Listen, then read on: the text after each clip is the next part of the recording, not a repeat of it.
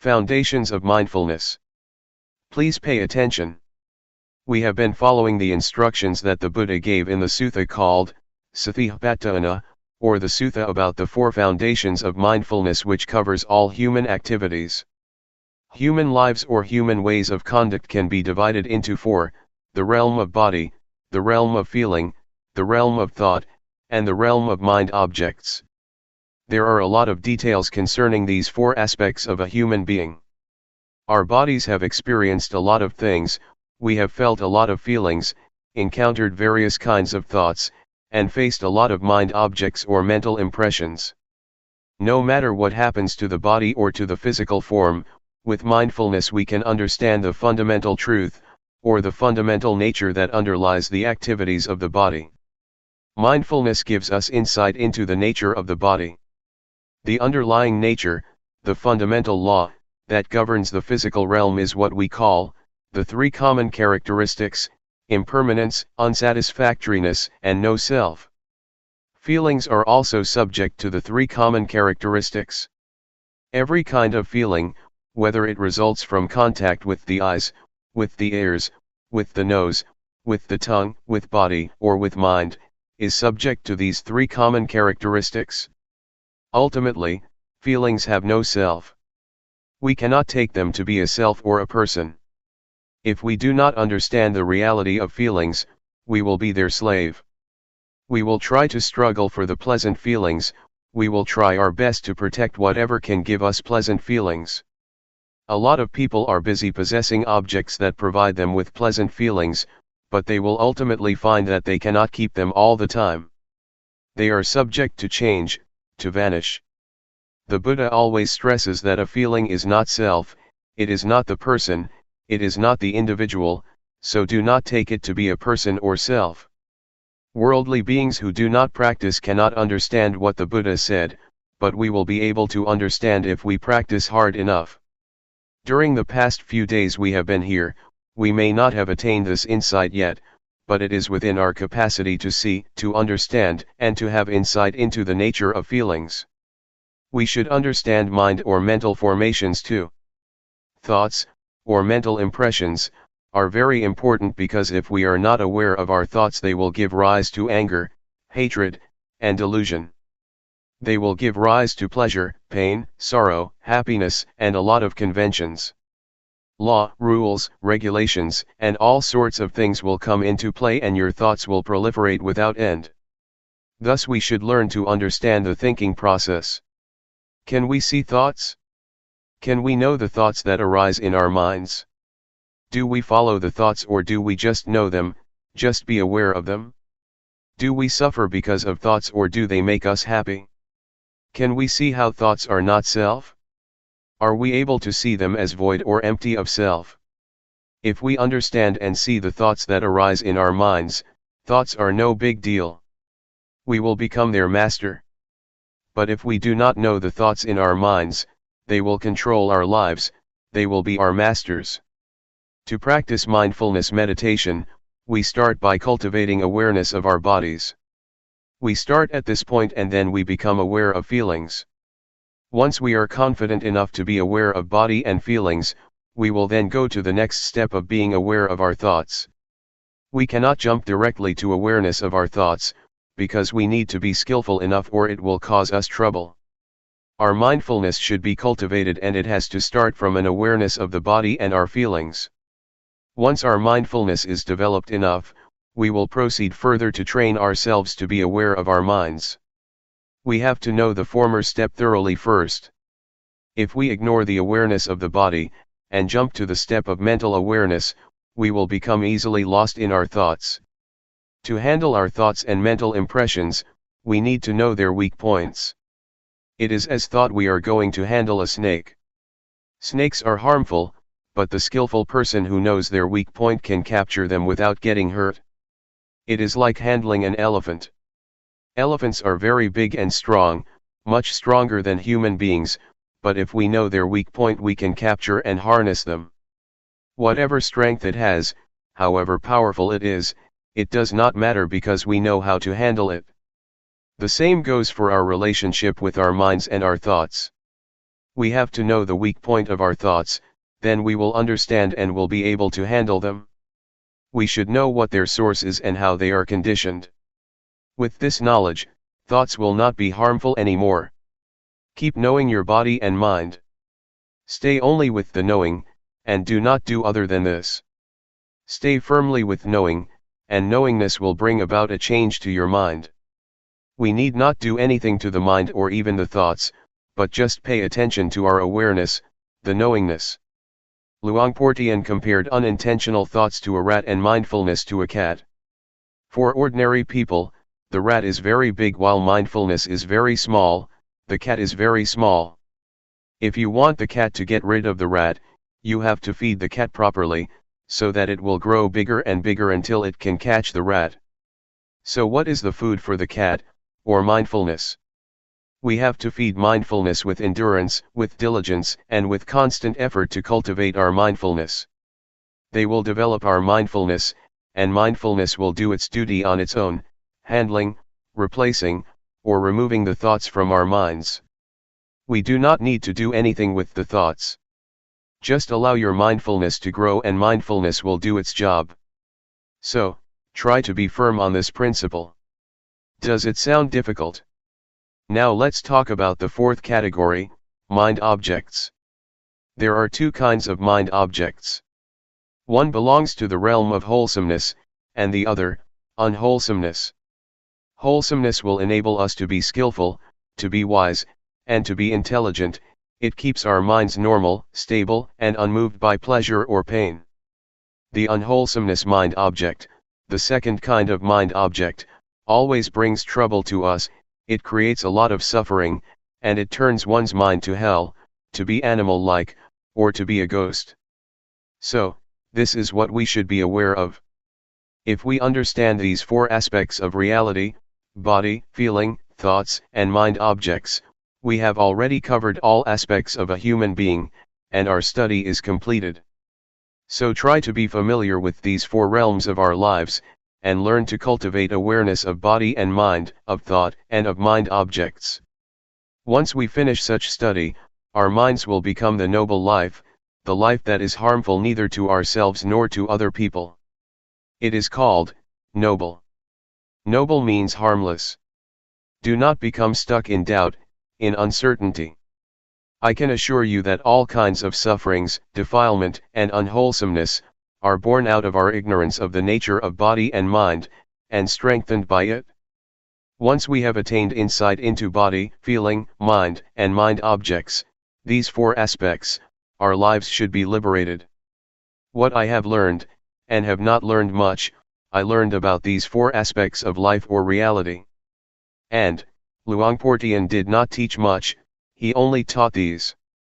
Once I understand these, I no longer need the master. I no longer search for or seek any master. My study has been finished, my search finished, and now I do not need master anymore. Now I have no fear at all. I have confidence in myself because I do not teach for fame, for wealth, for material gain, or for any reward. I just want to help people to understand themselves, and to realize the truth. What I have said are just words, but it is not what I have memorized from any texts. I have not much learning, but what I share with you is from my direct experience, from my own realizations. That is why I am confident speaking and sharing with you. That is all. Please regard all of us as brothers and sisters. The Buddha is the father, Dhamma is the mother, and Sangha is the brothers and sisters. Question: how does one know it is time for him to tackle with thoughts? Answer: you are ready to see the thoughts once you can know a thought, when a thought arises and you are aware of it, and you are not dragged by thoughts. If you are still being dragged by thoughts, leave them behind and just pay attention to body and feeling. It is like learning a language. In the beginning, we have to learn from a teacher, and the teacher has to start from A, B, C, D. A, B, C, D, or the language, is still something out there, but once we internalize it, we become one with the language, and we are skillful enough to use the language. The same is true of the practice. We need to practice until we become confident enough that it becomes our habit. When a thought arises, you are immediately aware of it, and can handle it properly. The more we are confident, the more we are able to handle or to control our minds. Finally, awareness will lead us out of suffering. If we still become lost in our thoughts and are still moved by them, still get happy or suffer because of them, it is not time yet. Anyway, for beginners, the first step of practice is not to keep knowing the thoughts. Please be aware of the body first. Once you are competent enough, it is okay to go ahead to the next step of mental awareness. Question: how do you get rid of drowsiness during the practice? Answer: it is natural to get drowsy. Everybody has to face this problem and overcome it. Otherwise, it will become an obstacle to the progress of meditation. Drowsiness is caused by the laziness of your mind. We should activate it. Try to give our mind a job to do. Pay attention to external things, so that it becomes activated again, or change your posture, or feel the vibration of your body. When I started the practice, I kept a bucket of water near me. When I felt drowsy, I used the water to wake me up. When it didn't work, I just put my head into the bucket to wake myself up. Do not close your eyes. Do not yawn, close your mouth and resist yawning. Make your movements stronger, smile, refresh yourself, and feel confident and courageous. Defeat it and subdue it. There are 5 hindrances that obstruct us from making progress in our spiritual activities. The first one is drowsiness, the second is restlessness or agitation, the third is doubt, the fourth is sensual desire, and the last is ill will or hatred. Drowsiness is like indolence, restlessness is like mischief, naughty, or stubborn, doubt has a nature of no self-determination or no resolution. These are the 3 dominant qualities of the mind during our progress. What the Buddha said is already in ourselves. He taught our reality. Question: on the conventional level, we have a saying, follow your heart, not your mind. Answer: it is the wholesomeness in our mind and in our hearts that tell us what we should do. We should transform anger to compassion, suffering to happiness, and agitation to peacefulness. It is wisdom that tells us what to do. If we know this is good or this is bad, if we know this is harmful or this is not, we do what is good and unharmful. I do not know whether you call it heart or mind. Just follow it. Question: just follow it and act on it? So it will not create any cause and effect? Answer: oh, sure, if it is a good cause, if one is mindful, if it is not harmful to oneself and others, it is a good karma. If it is harmful to oneself and to others, that is a bad karma, a bad deed. Question: should we just follow the middle path, if we are not sure whether it is a good cause or not? Just sort of ignore it and not act upon it? Answer: don't worry whether it is from mind or from heart. If you know it is harmful, avoid it. If it is good, act on it. We do not know, and we do not have such an expression in Thai, at least not one that is popular among the Buddhist monks. We often follow the heart and create a lot of problems. It is a different cultural orientation. Question: how does mindfulness work? Answer: you will realize it after you see it very often. You will realize, oh, it is like this. It is a matter of how frequently you see it. Avoid thinking, analyzing, or reasoning. Watch your body until your mindfulness is developed enough, and your mindfulness will be like a fire alarm, a smoke detector. The smoke detector never watches or keeps looking for smoke, but once it detects even a small amount of smoke, the alarm goes off. Mindfulness is like that. you will be aware of even a small portion of thought that arises automatically, without intention. So allow mindfulness to work on its own, do not order it or command it. Mindfulness works like that. Question: can you comment on psychic power, miracle, or New Age?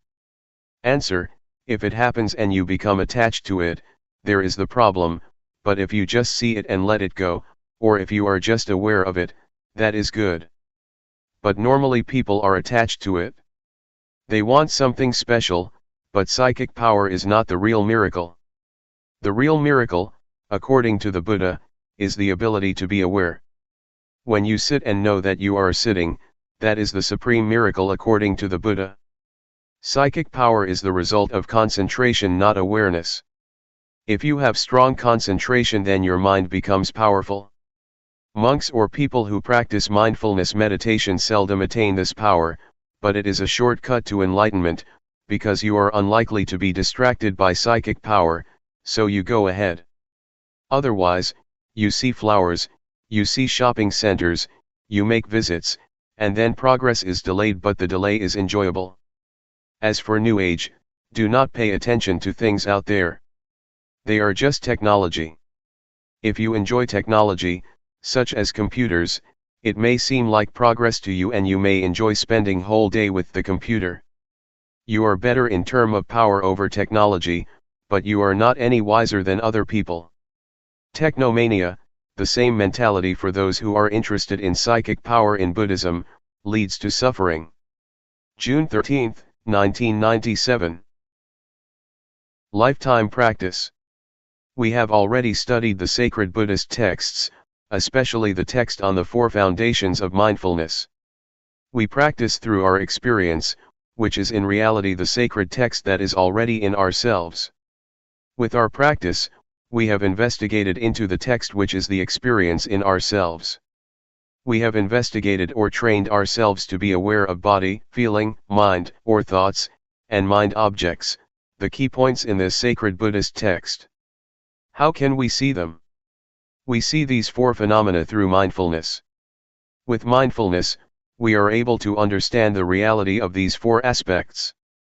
We have to cultivate mindfulness or awareness in order to see these four aspects of reality, otherwise, we cannot have understanding. We cannot know body, feeling, thoughts, and mind objects with intellect, nor through reasoning or analytical mind. The only way is to realize, to experience ourselves, then the realization will arise. We have explored the realms of the body, feelings, mind, and mind objects. In fact, there are many details in the realms of body, feeling, thoughts, and mind objects. The more we practice, the more we experience the reality of these four realms, the more we are familiar with the sacred Buddhist text. Keep trying. Keep practicing, so that you will be familiar with awareness, and gain an understanding of the nature of body and mind, of the condition of body, and of the activities of body and mind. You will achieve insight into body and mind, and will have a thorough understanding of body and mind. If you reach that point, you will have already finished the study of this text, this sutra, and you will be able to handle feelings properly. Feelings are everywhere, but I would like you to be stable like stones. Stones are here, stones are there, stones are everywhere, in Thailand, and in America. Stones are the symbol of stability, of constancy, of normality. So, if you handle feelings properly, and know not to be moved by whatever feeling it may be, or whatever feeling you may experience, your mind will be normal and constant, not getting high or low because of feelings, pleasant or unpleasant. If we do not know the nature of feelings clearly, we are going to be their servants. We will run after feelings, struggles for pleasant feelings and run away from unpleasant ones. Feelings, especially pleasant feelings, can lead to war. They bring a lot of consequences. Our lives will be dependent on pursuing pleasant feelings. That is why suffering arises. So, please understand feelings properly. Everyone has body and mind, and we have to stay with body and mind. We also all share the same feelings and mental impressions. They are present in all of us. If we understand body, mind, feelings, mental impressions, and mind objects, we will understand each other, we will realize that everybody is one, the same. So this sacred text can be applied universally. The Buddha has already laid out the formula to understand human beings, to understand ourselves. So, please try to learn this sutra, this text, through our practice in cultivating awareness and mindfulness. If we know this reality thoroughly, completely, our search for the meaning of life is complete. We have already graduated, there will be no need to study anymore. We get high or low, depressed or happy, feel pleasure or pain. We are up and down because of feelings or emotions, because we take them to be substantial, to be a person. We make them personal because we do not understand the real nature of these mental impressions. Somebody may feel, during the practice, that they are tired. But if you understand mental impressions clearly, you would rather say, tiredness is present in me, not, I am tired.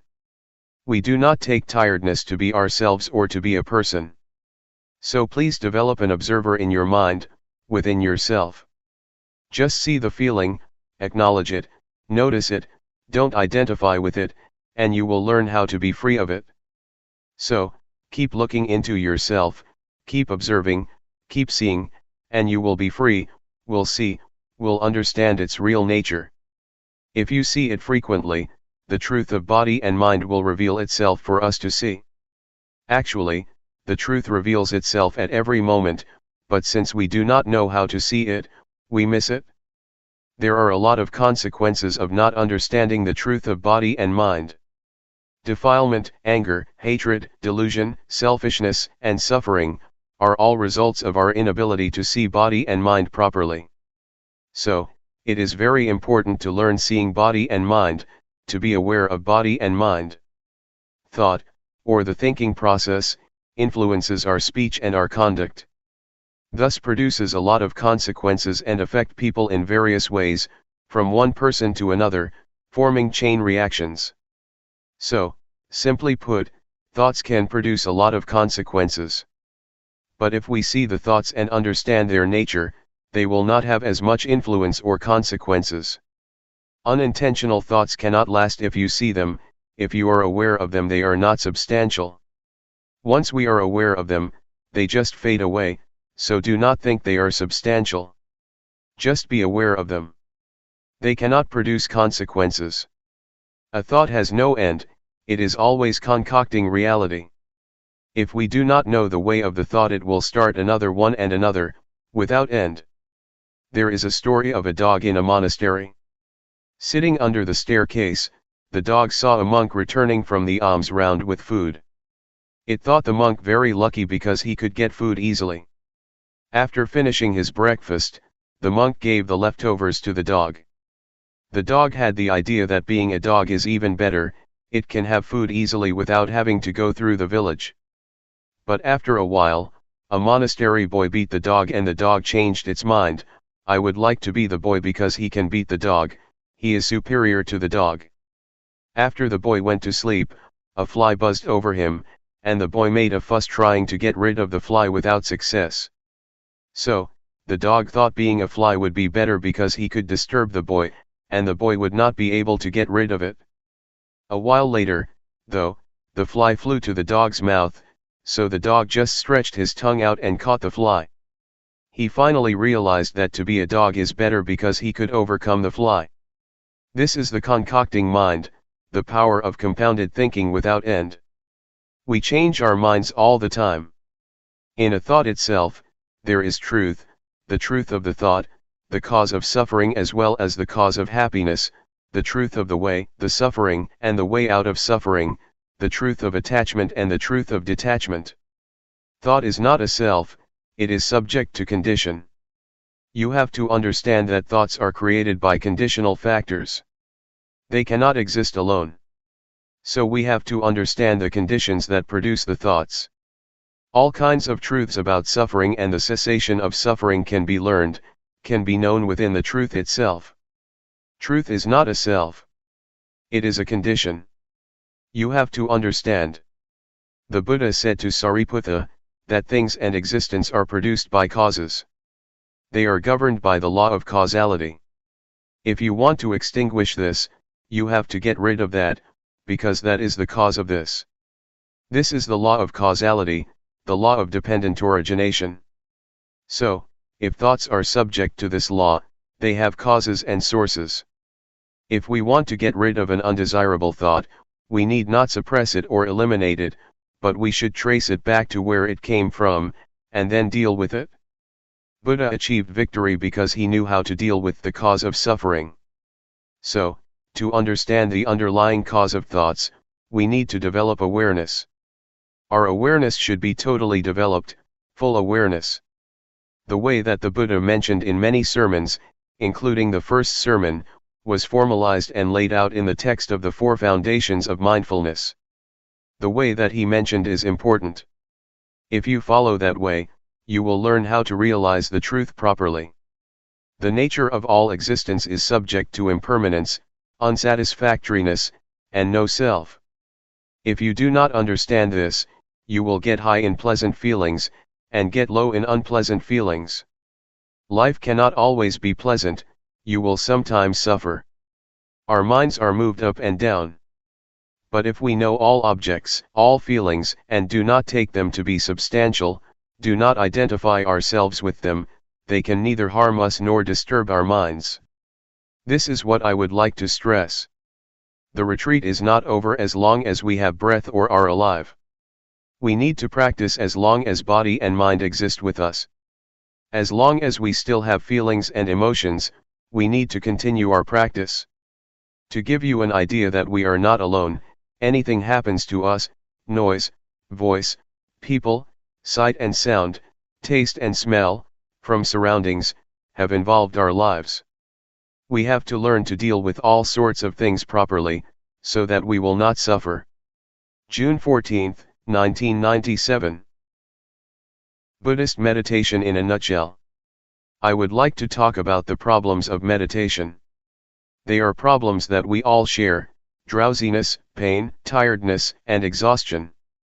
These problems are quite normal for the practitioner. We have all experienced the same kind of problems. The only duty we have is to be mindful in every moment and in every situation. Whether you are drowsy, tired, or feel pain, try to be mindful in that situation, meaning you are not disturbed by these problems. Do not regard them as obstacles, but take them as experiences that enrich your practice. Because skillful practitioners have to learn how to deal with various kinds of experiences. Do not try to find answers in the intellect or in your brain, or try to investigate into the thoughts, or make reasons for what you have experienced. Just feel. Just stay aware. The practice of awareness will bring you insight or wisdom. It is the wisdom that is not the result of intellect or rationalization, but of repeated practice. This kind of wisdom enables you to understand the nature of reality. And the practitioner who concentrates on this kind of practice, will obtain wisdom in return. This is what we call wisdom resulting from practice, not from intellect or from memorization. There are 4 kinds of objects that you should be aware of. The first is the body. The second is the feeling or sensation: coldness, heat, happiness, suffering. These are all in the realm of sensation. The third is thoughts, and the fourth kind of object is what we call mind objects. Mind objects mean the states of the mind or mental qualities. They include 5 hindrances: sensual desire, ill will, sloth, anxiety and doubt, and 7 factors of enlightenment: mindfulness, truth investigation, effort, zest, calmness, concentration and equanimity. Be it a wholesome or unwholesome object, just be aware of it. So train yourself to be aware of these 4 objects over and over. If you are not mindful, the body will bring you suffering and a lot of problems, feelings will create a lot of problems for you, as will thoughts and mind objects. So, it is crucial for us to be mindful with respect to body, feelings, mind, and the mind object. And this will give you insight. The more you are aware, the closer you are to insight. That is why we call this practice insight meditation, the meditation that brings you insight. The first level of the enlightened one is called Sotapanna. It means one who has entered the stream of enlightenment. The first level of the enlightened one is one who is free from or lets go of the first three fetters. The first one is a false view of person or false view of self. It means the view that this body belongs to me. This body is me, this body is myself. You take this body as me or mine, or take me as being in the body, or take body as being in myself. You take this body as substantial. But, if you attain insight into body and mind from this method of meditation, you can liberate yourself from this false view of self. The second fetter is uncertainty, skeptical doubt. Once you have realized the true nature of body and mind, you achieve insight or wisdom, and you have no doubts about the practice or about the proper way of meditating. The third fetter is attachment to form, to rituals, to legalities, or to the rules. This practice is good, is correct, that practice is not good, not correct. This rule is okay, that rule is not okay. This etiquette is good, that etiquette is bad. These are what we call attachment to the rules and rituals. If we see the true nature of all things clearly and achieve insight of the true nature of all things, we will be able to go beyond this concept of right or wrong. The objective of insight meditation is not to gain psychic power of telepathy, to penetrate anyone's mind, to fly in the air, or to go underground. Those are not the objects of meditation. The objective of Buddhist meditation is to have total awareness of body, of feelings, of mind, and of mind objects. Such awareness will give rise to insight. The first step of insight is the insight into body and mind.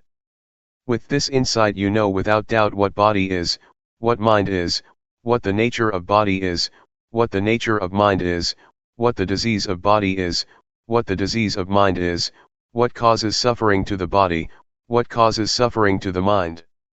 This is the insight into body and mind. And once you achieve this insight, your practice will go on to the next step of the practice, learning to be aware of thoughts. In the beginning, as I suggested a few days ago, you should just be aware of your body. Do not mind your thoughts. Just leave whatever thoughts arise behind. But once you get insight into body and mind, you have to practice the second stage of being aware of your thoughts. Yet, to be aware of your thoughts does not mean that you have to investigate them. Just see them, register them, and then turn your attention to the practice of body movement. Do not bargain or negotiate with your thoughts, not try to find the motive or reason behind them, do not ask yourself why you have such thoughts, why your thoughts are unwholesome. Not at all. Just be aware of them and come back to the practice. From this second step of practice, another kind of insight will take place. With this insight, you can go straight. The truth will reveal itself and you will see things clearly without using analytical thinking. You just see it and understand it. So, it is as if you go straight without interruption. Once you achieve a certain kind of insight, you will be able to look back and see what you have already passed. I would compare it with my walk here from the pond. I just go straight from the pond to this hall, and when I turn back I can clearly see everything that I have passed. This is the state of the mind that gets you insight. Is it difficult to understand? This practice, which develops mindfulness, is the practice that includes all kinds of training. In Buddhism we have three kinds of training. We call it threefold training: training in higher morality, training in higher concentration, training in higher wisdom. With this practice you will go through the threefold training because with mindfulness you observe morality, mindfulness also gives rise to concentration, and later wisdom arises from the practice. Once you achieve the insight that I mentioned, you will have no doubts about evil or goodness, and you will have no doubt about religion, what Buddhism is. You will have no doubts because it is clear to you, and there is no need to ask yourself what you have achieved. It is as if you take breakfast or lunch. Once you are full, you know you are full. You do not need more food. It is a realization nobody needs to confirm for you. You can confirm it for yourself. It is all right or good for you to experience drowsiness, frustration, and anxiety, because they help you learn. They come for you to see them, and the more you see them the more you will understand, just as the more often I see you the more I know you. I cannot mistake anybody for you. Once these mental qualities appear to you, do not be lost in them. Try to see them, do not identify with them, but see them, observe them. And the more you see them, the less likely they are to disturb you.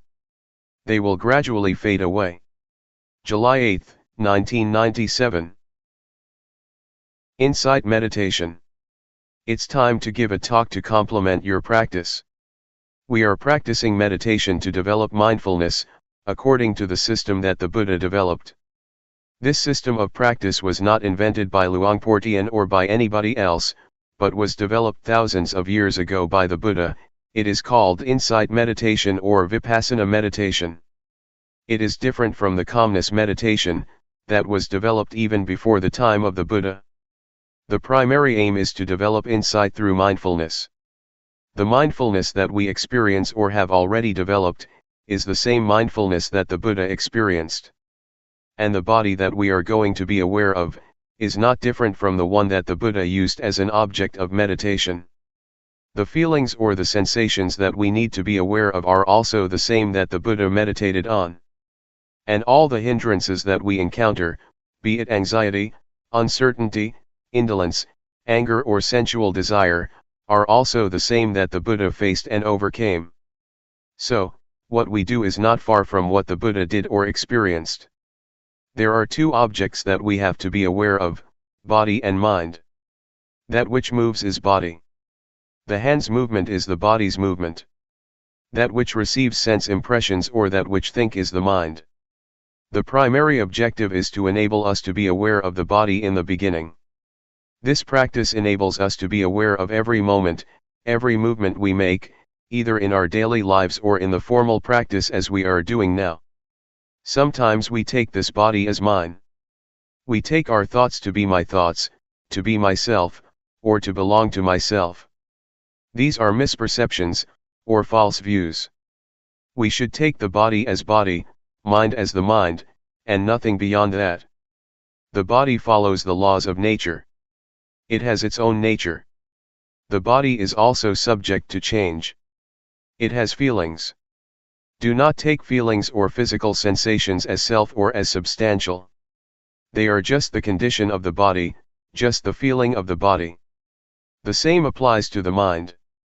There are many kinds of mental states: anger, drowsiness, anxiety, happiness, suffering, etc. These are not the real nature of the mind. They are just the activities of the mind or the conditions of the mind. The nature of the mind itself is peaceful and radiant.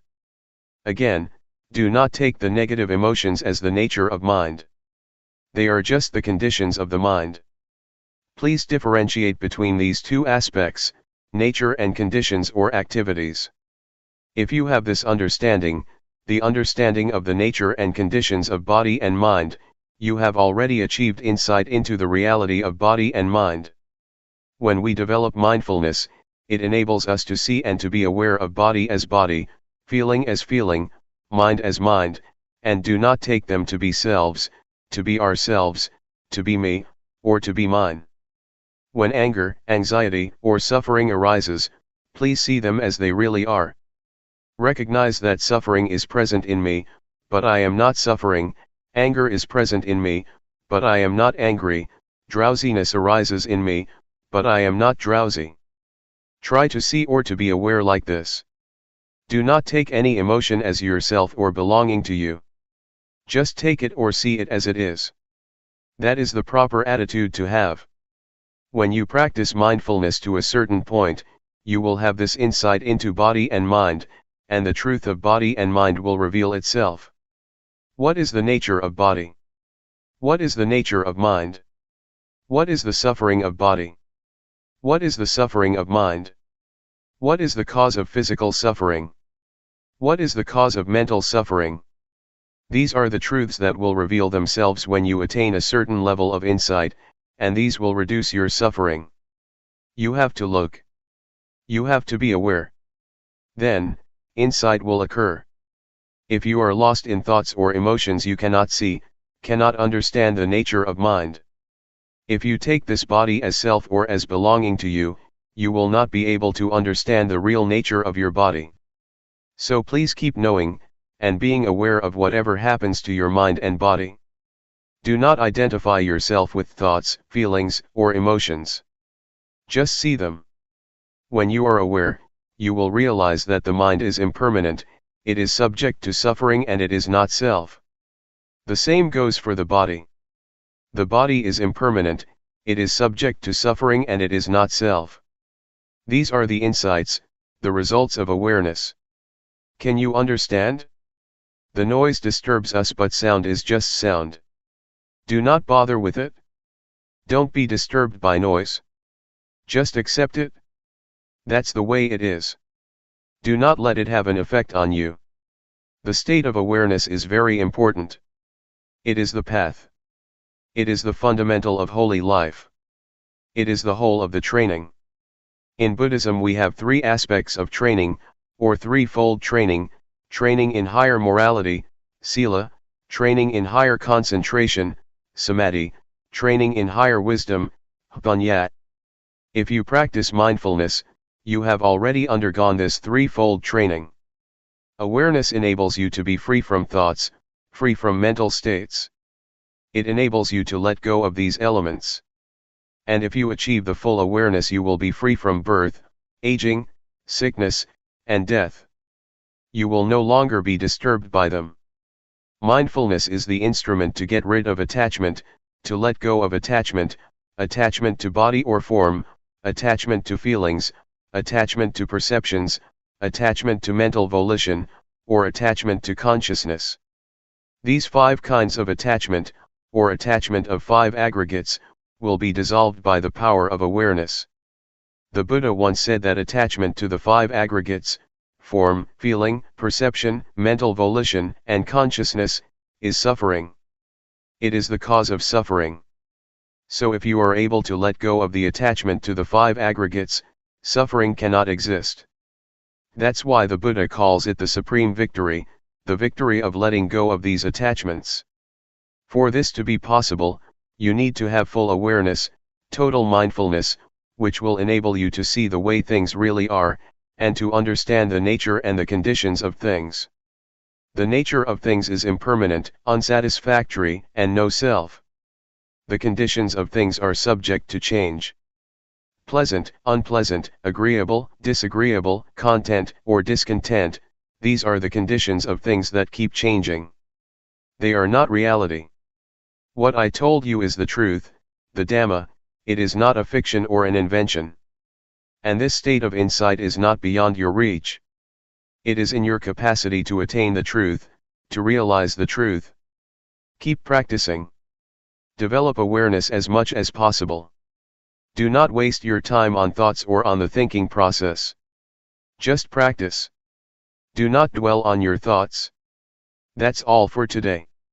July 9, 1997. A handful of Buddhism.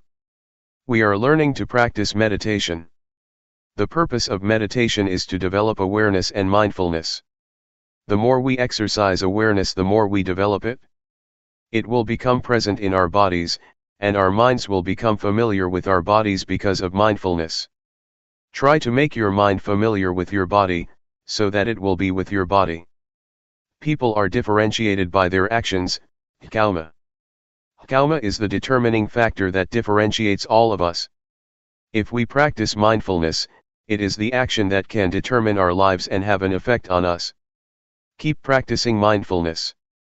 If we practice enough and properly, it already includes the training in higher morality, the training in higher concentration, and the training in higher wisdom, or what we call, the threefold training.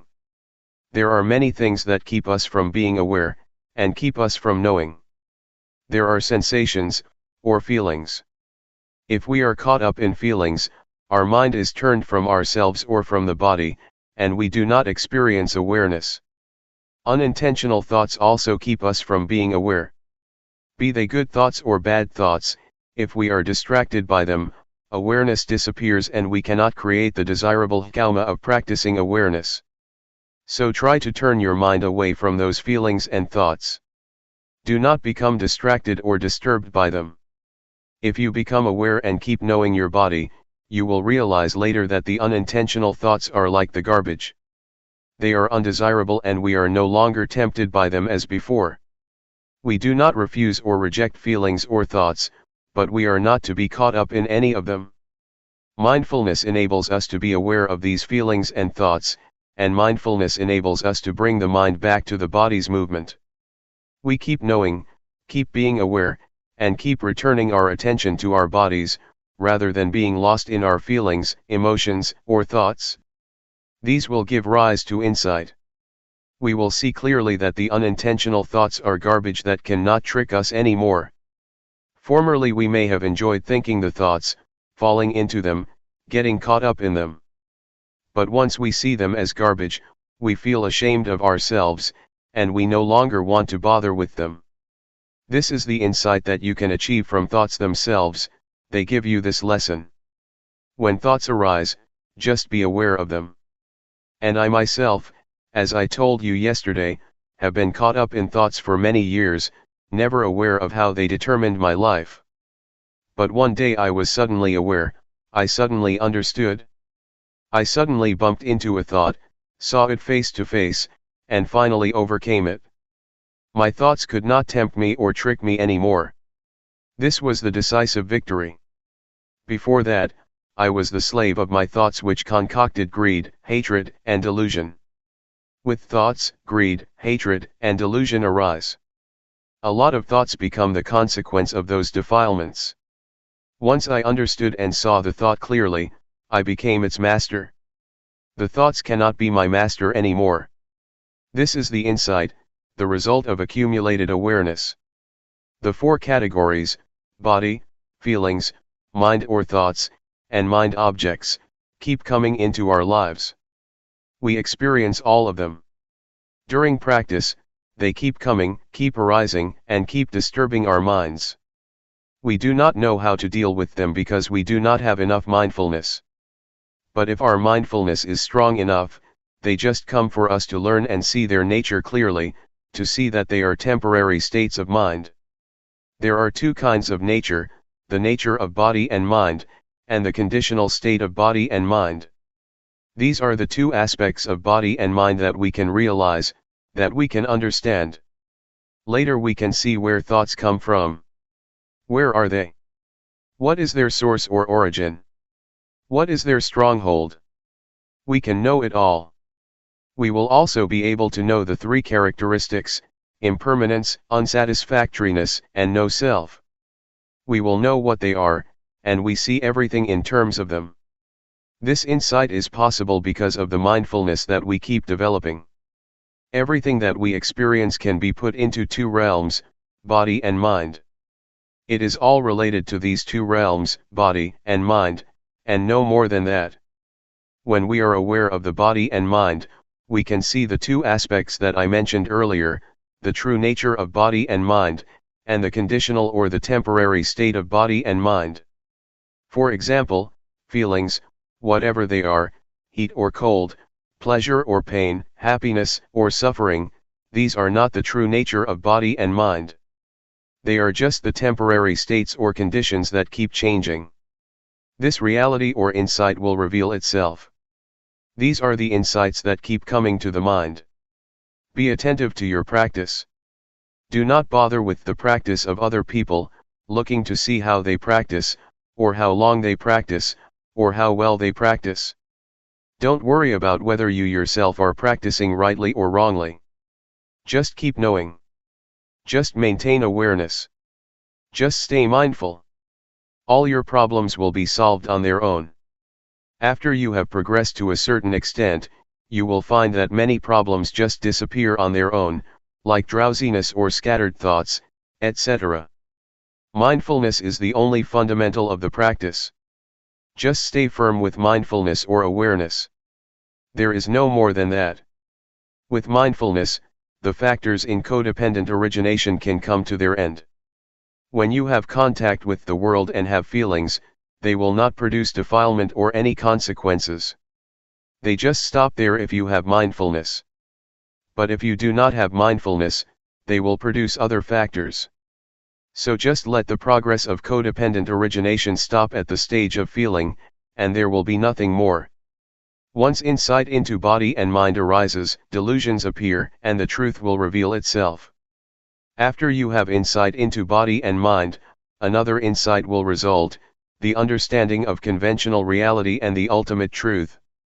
With that, greed, hatred and delusion are reduced. You achieve insight into the three common characteristics of impermanence, unsatisfactoriness, and no self. Again, this will reduce greed, hatred, and delusion dramatically. These are the results of the practice. They are the insights that will occur on their own. That's why I always say that the practice of mindfulness is the perfect formula of meditation. It is perfect in every step, every stage of the practice. There is no more than that. All virtues, all teachings are included in the practice of mindfulness. Be it training in higher morality, training in higher concentration, training in higher wisdom, compassion, loving kindness, generosity, endurance, etc. These are all virtues that you have already practiced through mindfulness meditation. In fact, the key teachings or the key virtues, according to Buddhism, are just a few, just a handful. July 11, 1997. Letting go. What we are doing now is following our Master, the Supreme Master, the Buddha, who developed this meditation a long time ago. He used his body and mind as the text or scripture for studying the Dhamma through cultivating awareness of the body and mind. Apart from the body, we should also be aware of feelings, thoughts, and mind objects. Mind and body are like a sutra that covers a lot of subjects, a lot of knowledge that we should know. We are able to learn about heaven, hell, happiness, suffering, morality, concentration, and wisdom, from our body and mind through awareness cultivation. The causes of disturbances and problems in this world are in the realm of body and mind. On the other hand, the cause of peacefulness and happiness can also be found in the realm of body and mind. I need not explain more about this, but I would like to talk about the practice. The practice can be done by cultivating awareness of the body. Please try whatever techniques that can be used for awareness cultivation. Actually, what Luangpor Teean taught is very up to date, never obsolete, very modernized, and suitable for the modern age. This method is a universal one because everybody has body and mind. All of us have the same properties, regardless of nationality, language, race, gender, etc. We all have the same properties of body and mind. Just try to breathe in and breathe out with awareness. When you breathe in, be aware of that in breath, when you breathe out, be aware of that out breath. And we will become one. Breathe in and breathe out. Let's try breathing in and breathing out.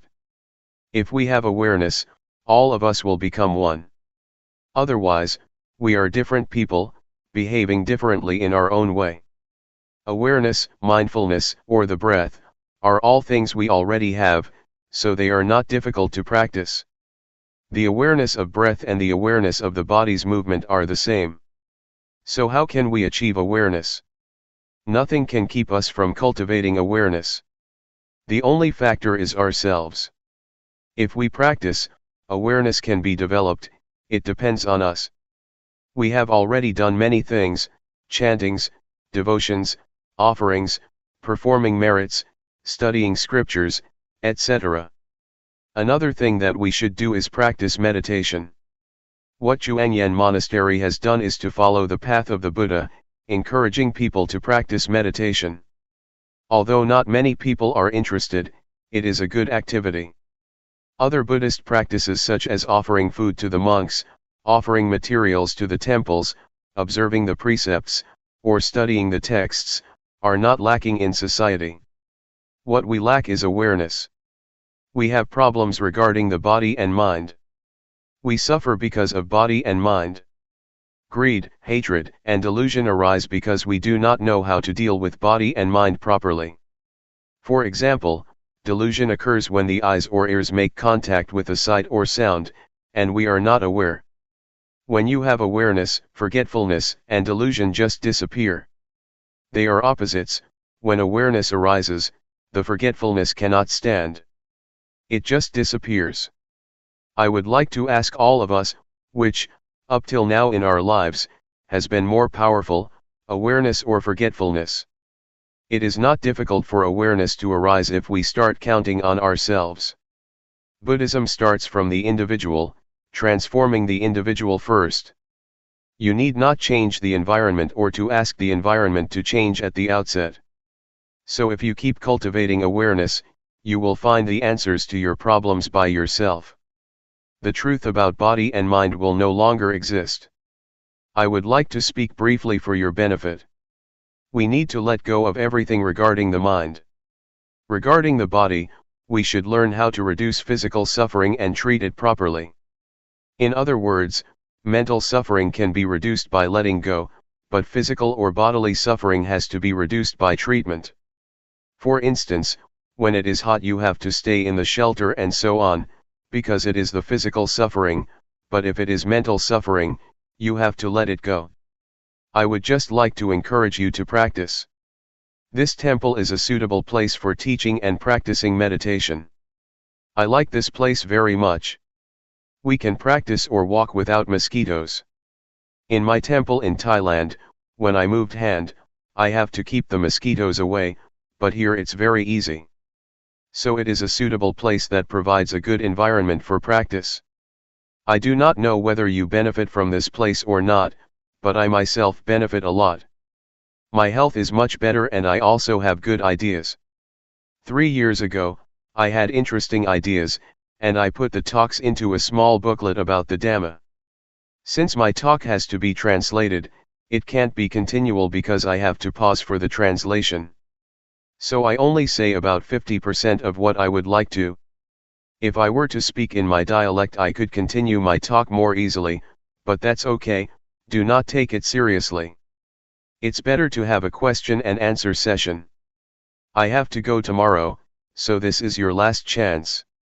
Question: what should I do when I have no thought during the practice, and what should I do when I am aware of my body's movements but all kinds of thoughts arise simultaneously? Answer: what you should do is be aware of the thoughts that arise, that's all. When no thoughts arise, just be aware of your body's movements. When I practice, sometimes I lose my sense of self, but when it seems that I myself have disappeared, I just touch myself to regain my sense of self. Question: with awareness, one may attain the state of no self or even reach the level of arahant. Is the eradication of the 10 fetters that an arahant should achieve, before he reaches enlightenment also possible through awareness? Answer: awareness gives rise to higher morality, higher concentration, and higher wisdom. So, the threefold training is already incorporated in the act of awareness. It depends on how much awareness we have. If the awareness is strong, it can get rid of the fetters one by one. So it depends on how strong the awareness is. The more powerful it is, the more likely it is that it can overcome or dissolve the fetters. Question: how do we enhance the changing conditions of our bodies and minds with awareness during our practice? For instance, what do we do if the mind becomes neutral? Answer: a neutral state of the mind means that the mind is ready to be happy or suffer. Just be aware of that neutral state. If it transforms into a pleasant feeling, just be aware of it. If it becomes an unpleasant feeling, just be aware of it. At the same time, if there is no thought, just recognize that there is no thought. When a thought arises, just be aware of it. You need not do anything with your mind or make it move from that state. Just practice and be aware of your body's movements, that's all. Question: is there any difference between the awareness that we are developing, and the awareness of the Buddha? Answer: they are the same. If you develop awareness to a certain point, your mind will be at the level of sustained observance, constant awareness. It is a sustained awareness, Keep seeing and keep knowing all the time. This state of sustained awareness will include morality, concentration, and wisdom, and it will also enable you to see the cause of suffering. This state of awareness will lead to the cessation of suffering. So, this is the state of Buddhahood. The awareness of the Buddha is the awareness that enabled him to see the Four Noble Truths: suffering, the cause of suffering, the cessation of suffering, and the path to the cessation of suffering. If you achieve the state of sustained awareness, the practice is over, you have already reached the end of the practice. I would like to encourage you to practice and train yourself to deal with mind and body properly. For example, when anger arises in your mind, just know it. Just be aware of it. Do not become lost in it or identify with it. The same applies to sufferings and even happiness. Just see it, be aware of it, do not get caught up in it. This will enable you to transcend the world. You will still live in the world and interact with people, but you will be above the influence of the world. Question: is it alright to use wisdom to penetrate greed that comes on very strong and repeatedly, instead of just being aware of it as Luangpor suggested? Answer: it is alright for you to penetrate it like that. In fact, awareness itself can be transformed into an act of penetration.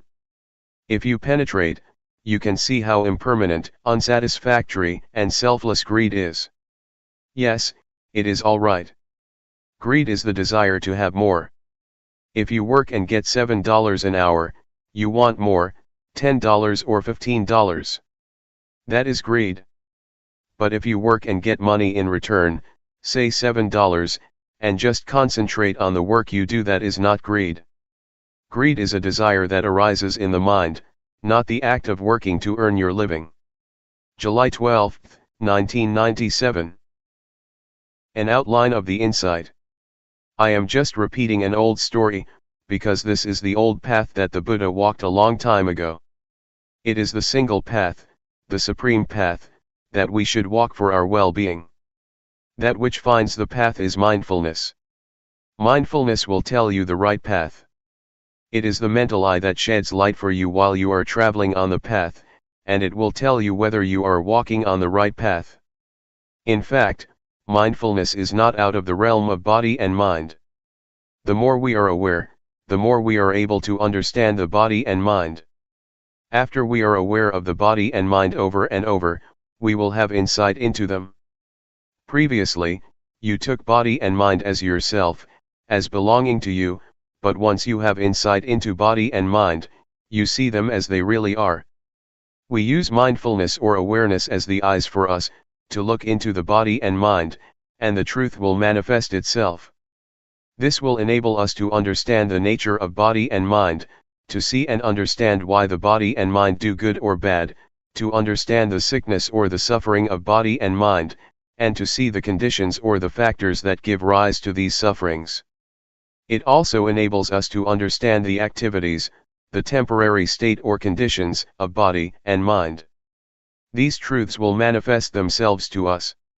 Insights occurs to us like a door that is opened. Once it is opened, we can look and see inside, and everything inside is clear to us. So, when we have insight into body and mind, the truth of body and mind will be apparent. We will see the sufferings of body and mind, and we are interested to see what else come after them. We keep seeing, and keep knowing the truth regarding body and mind, step by step. The truth just goes, and we just follow it as it opens or manifests itself to us one by one. It is like when we study and have an understanding of the subject, the understanding keeps increasing because one leads to another. Insight is like that, it expresses or manifests itself, and we just follow it. Our body is not ours. It is beyond our control, nobody can control it, and no one can be its master. It just goes on its natural way, we cannot control it. And you will see clearly if you look closely. You will be aware that feelings and sensations are constantly arising. There are feelings and sensations at every moment. Please do not think that feelings just happen when you feel tired or exhausted.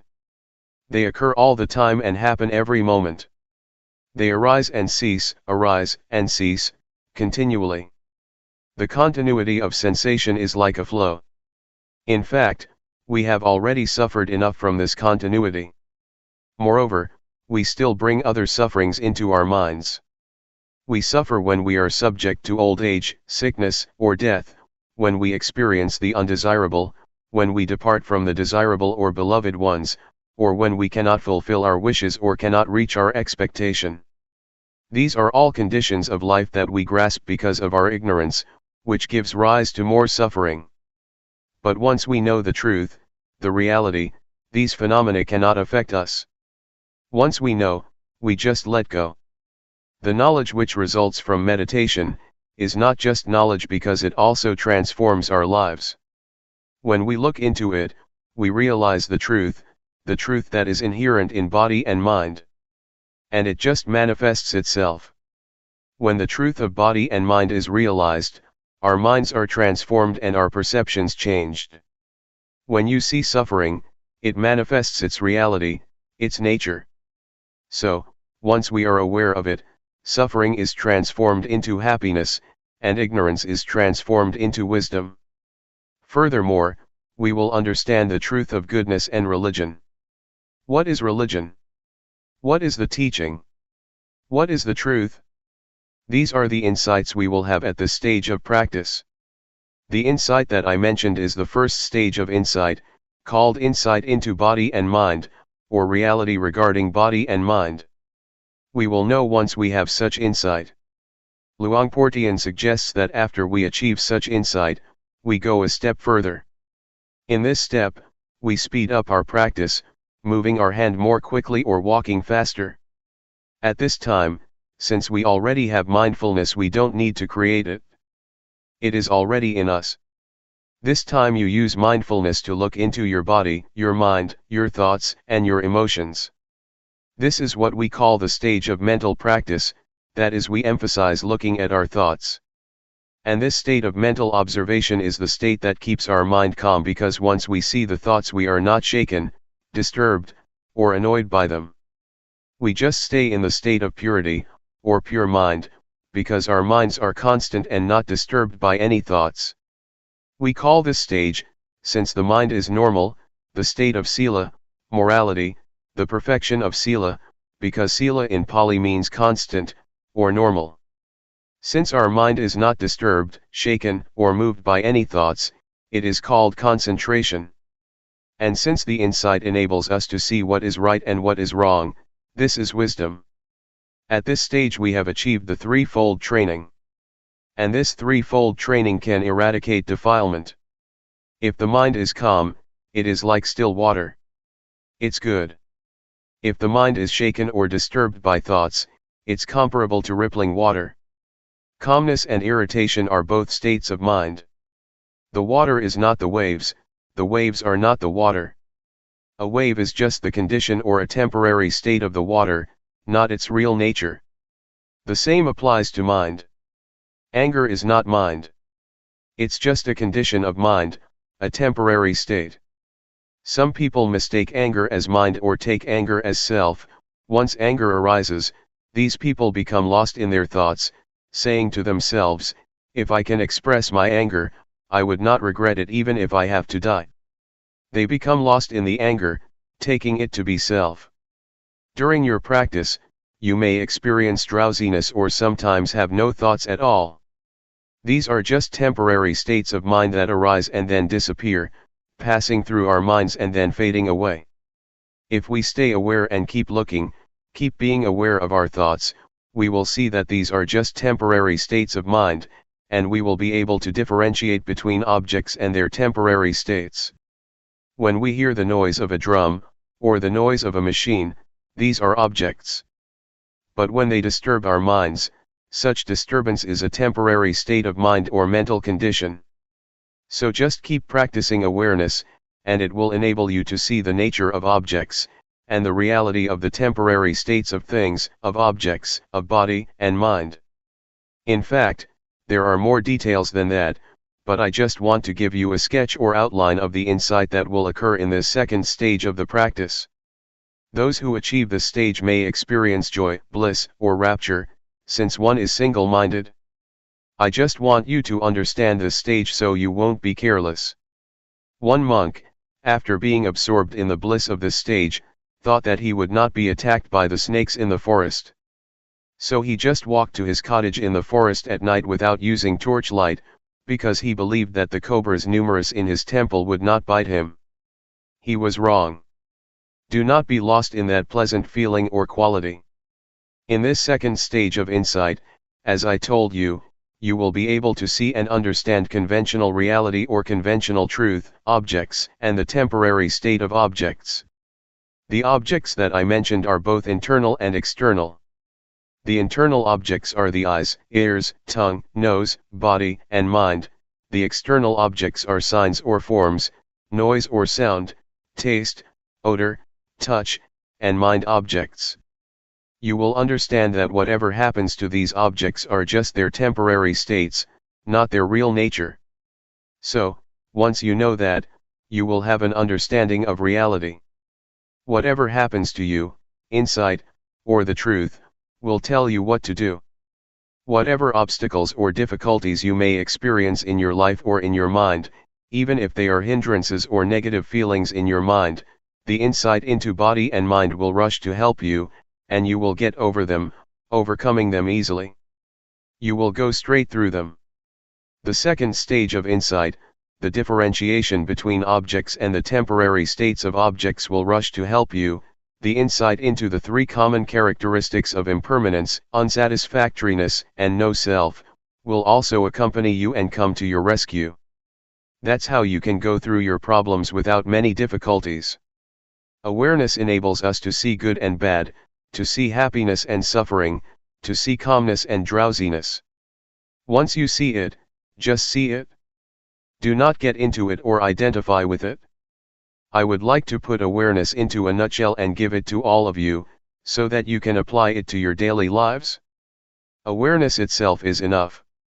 It is the essence or the heart of the practice, and it will enable you to be born of the Dhamma, to be born of the truth. You can be a monk on your own. In our chanting, there is a word in Pali, Saddhammasho. Saddhammasho means that the monks, or the Sangha, are born of the Dhamma, of the realization of the truth. So, if you have realized the truth and your life is born of the truth, you are already a monk or a part of the Sangha, the noble community. Awareness is the only fundamental for the practice that we can rely upon. In the beginning, we start our practice with mindfulness. In the middle or in the process, we depend on mindfulness or awareness. In the end, the goal or the destination is still mindfulness. So, mindfulness is not only the path but also the goal. Mindfulness shows us the path, the proper path, to live our lives. And this enables our minds to be transformed, or born of the Dhamma. That is why I say, you can be a monk, a bhikkhu, a real bhikkhu, not just one in uniform. If you look at the time of the Buddha, a lot of his disciples became enlightened first, or in my words became monks first, and then were ordained by the Buddha. Almost half of the great disciples of the Buddha attained enlightenment before receiving ordination. That's why I said that we can be monks if our minds are born of Dhamma, or if our minds are supported or sustained by Dhamma. You need not have a robe like me to be a monk or a bhikkhu. It is normal that awareness at this stage can be regressive. But once you arrive at a certain stage, it will stay unchanged. At this stage, you have to continue your training until you arrive at the stage where you need not train yourself anymore. Asakha means the state of mind that requires no further training. Those who arrive at the state of asakha, the state of mind that requires no more training, have reached the state of arahant. What Luangpor is chanting are the verses that the Buddha preached to his mother in heaven. That's all for now. I would like to say goodbye to all of you. July 13, 1997. Spiritual Tips for Meditators. Part 2. By Propizan Vizalo. Means and Ends of Meditation. Since I would like you to take this opportunity to listen and learn from Luangpor Teean, I will not take much time. I will just speak a little bit to comply with his request. Later, you can request him to share more or answer your questions. I think what Luangpor Teean said is fundamental to the Buddhist teachings. He stresses mindfulness. It is very important to practice mindfulness, for it is the heart of Buddhist meditation. When speaking about meditation, we have to bear in mind that there are many kinds of meditation, both formal and informal. In fact, meditation is not an exotic method that has to be imported from the East. Meditation is what we have already experienced, what we have already practiced, whether we are aware of it or not. When you see nature, when you look quietly into yourself, when you reflect on your life, that is meditation.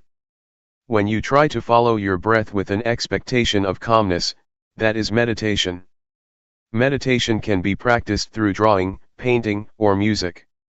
So meditation is what we have already experienced to a certain extent. But, to make our meditation beneficial, fruitful, and worthy of our attempts and the time we spend, the shortest way, according to Buddhism, is to cultivate mindfulness. That is, meditation with awareness. Awareness is the means and end of meditation, and nothing else. For some people, meditation is the way to calmness, but for the Buddha, calmness should only be the byproduct of meditation. It is the reward that we gain from our practice. Yet, we also want to have total self-awareness. Self-awareness, or knowing oneself, is very important, as Luangpor mentioned earlier. According to the Buddha, to know oneself is to liberate our minds from suffering. We are overcome by grief or sorrow and suffer because we are not aware of ourselves. If we become aware, we can see clearly that we are carried away by greed, by anger, by anxiety. Once we become aware of ourselves, mindfulness is established. Once mindfulness is established, it is not easy for sorrow, anger, ill will, or greed to sneak into our minds. Guarding our minds with mindfulness is the secret of removing suffering. Normally, we are not aware of this truth, but if you reflect on yourself, you will realize that the best way to clear your mind from suffering is to make your mind neutral, to maintain your mind in the middle. If we let our minds be subject to feelings of being pleased or displeased, like or dislike, rejection or attachment, our minds will never experience calmness or clarity. With mindfulness, calmness and clarity are possible.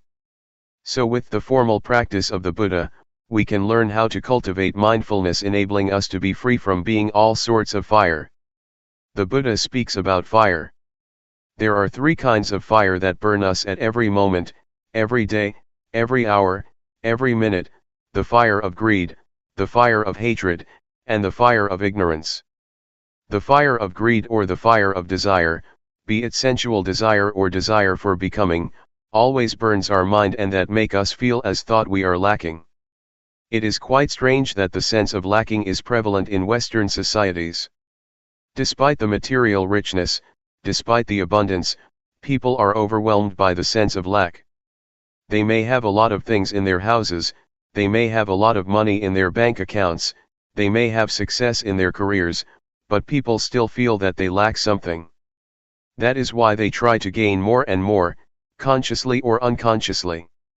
Mindfulness is very effective at stimulating the knowing element in our minds, the conscious element in our minds. It not only helps us to be awake but also brings calmness, which leads to clarity. And once our minds become clear, insight into the nature of mind is possible. That is why mindfulness is very important. June 8, 1997. The art of meditation.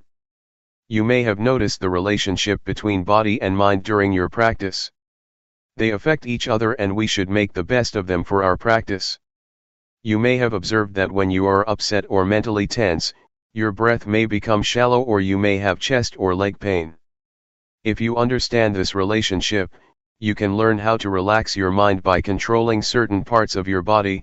For example, breathing deeply can help you relax. If you want to gain or to attain a desirable of mind, you cannot force the mind directly, but you can condition it by making your body more conducive to the state of mind.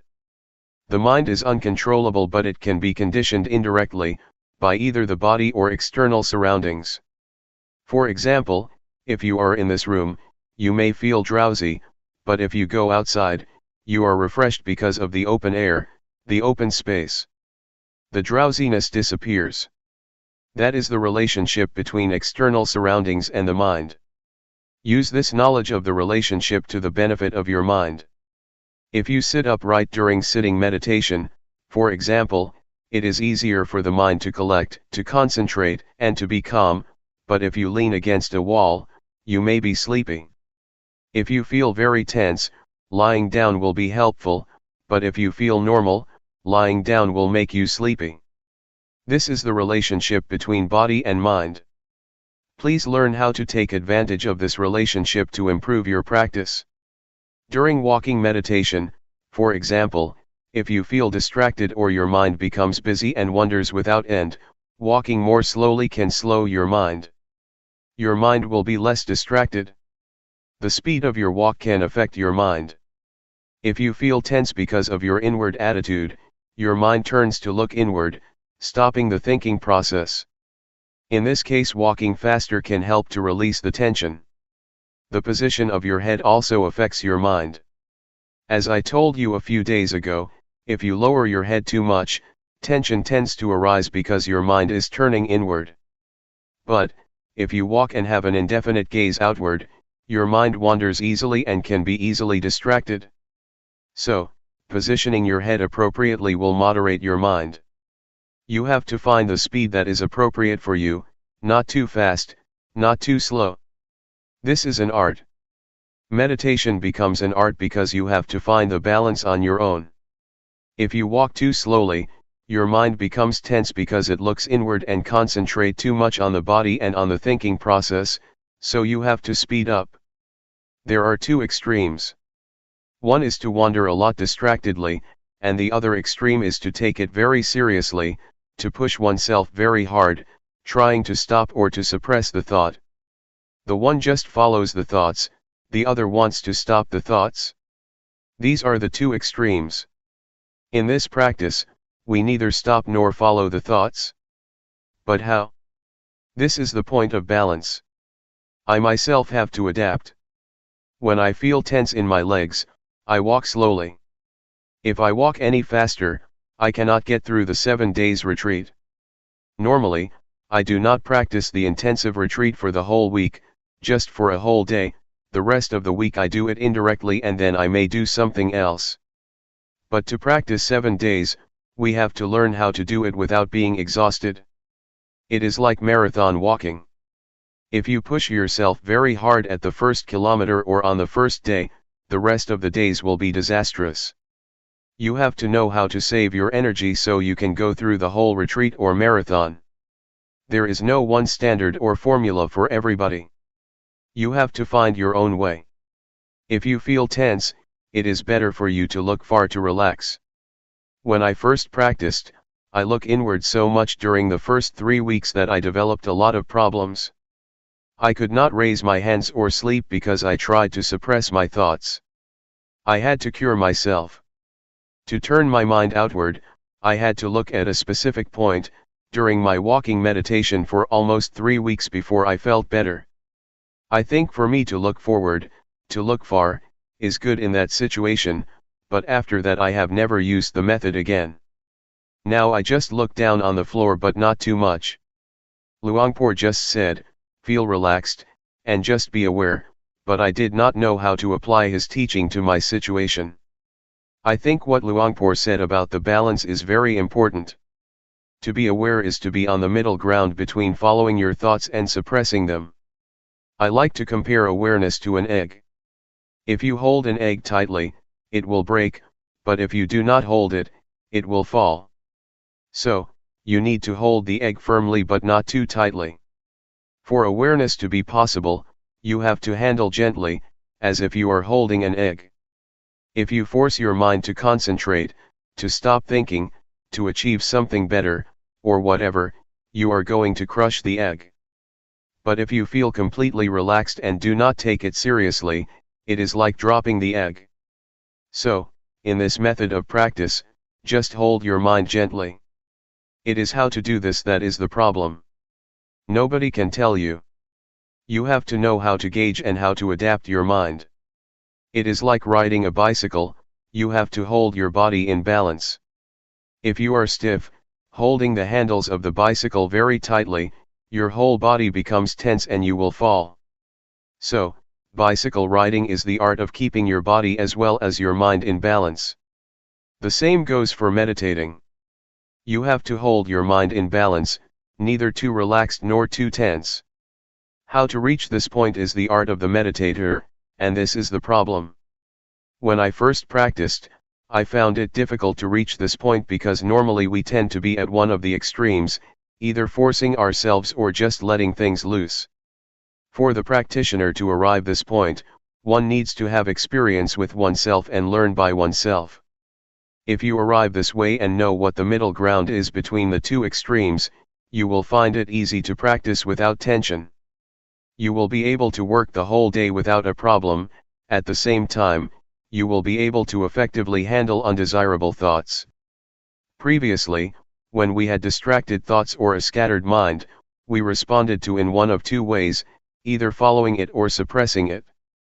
But if we know the middle way, we will find that just acknowledging our mental condition, just noticing the thought that arises, it will disappear or fade away, without our having to make an attempt to suppress it.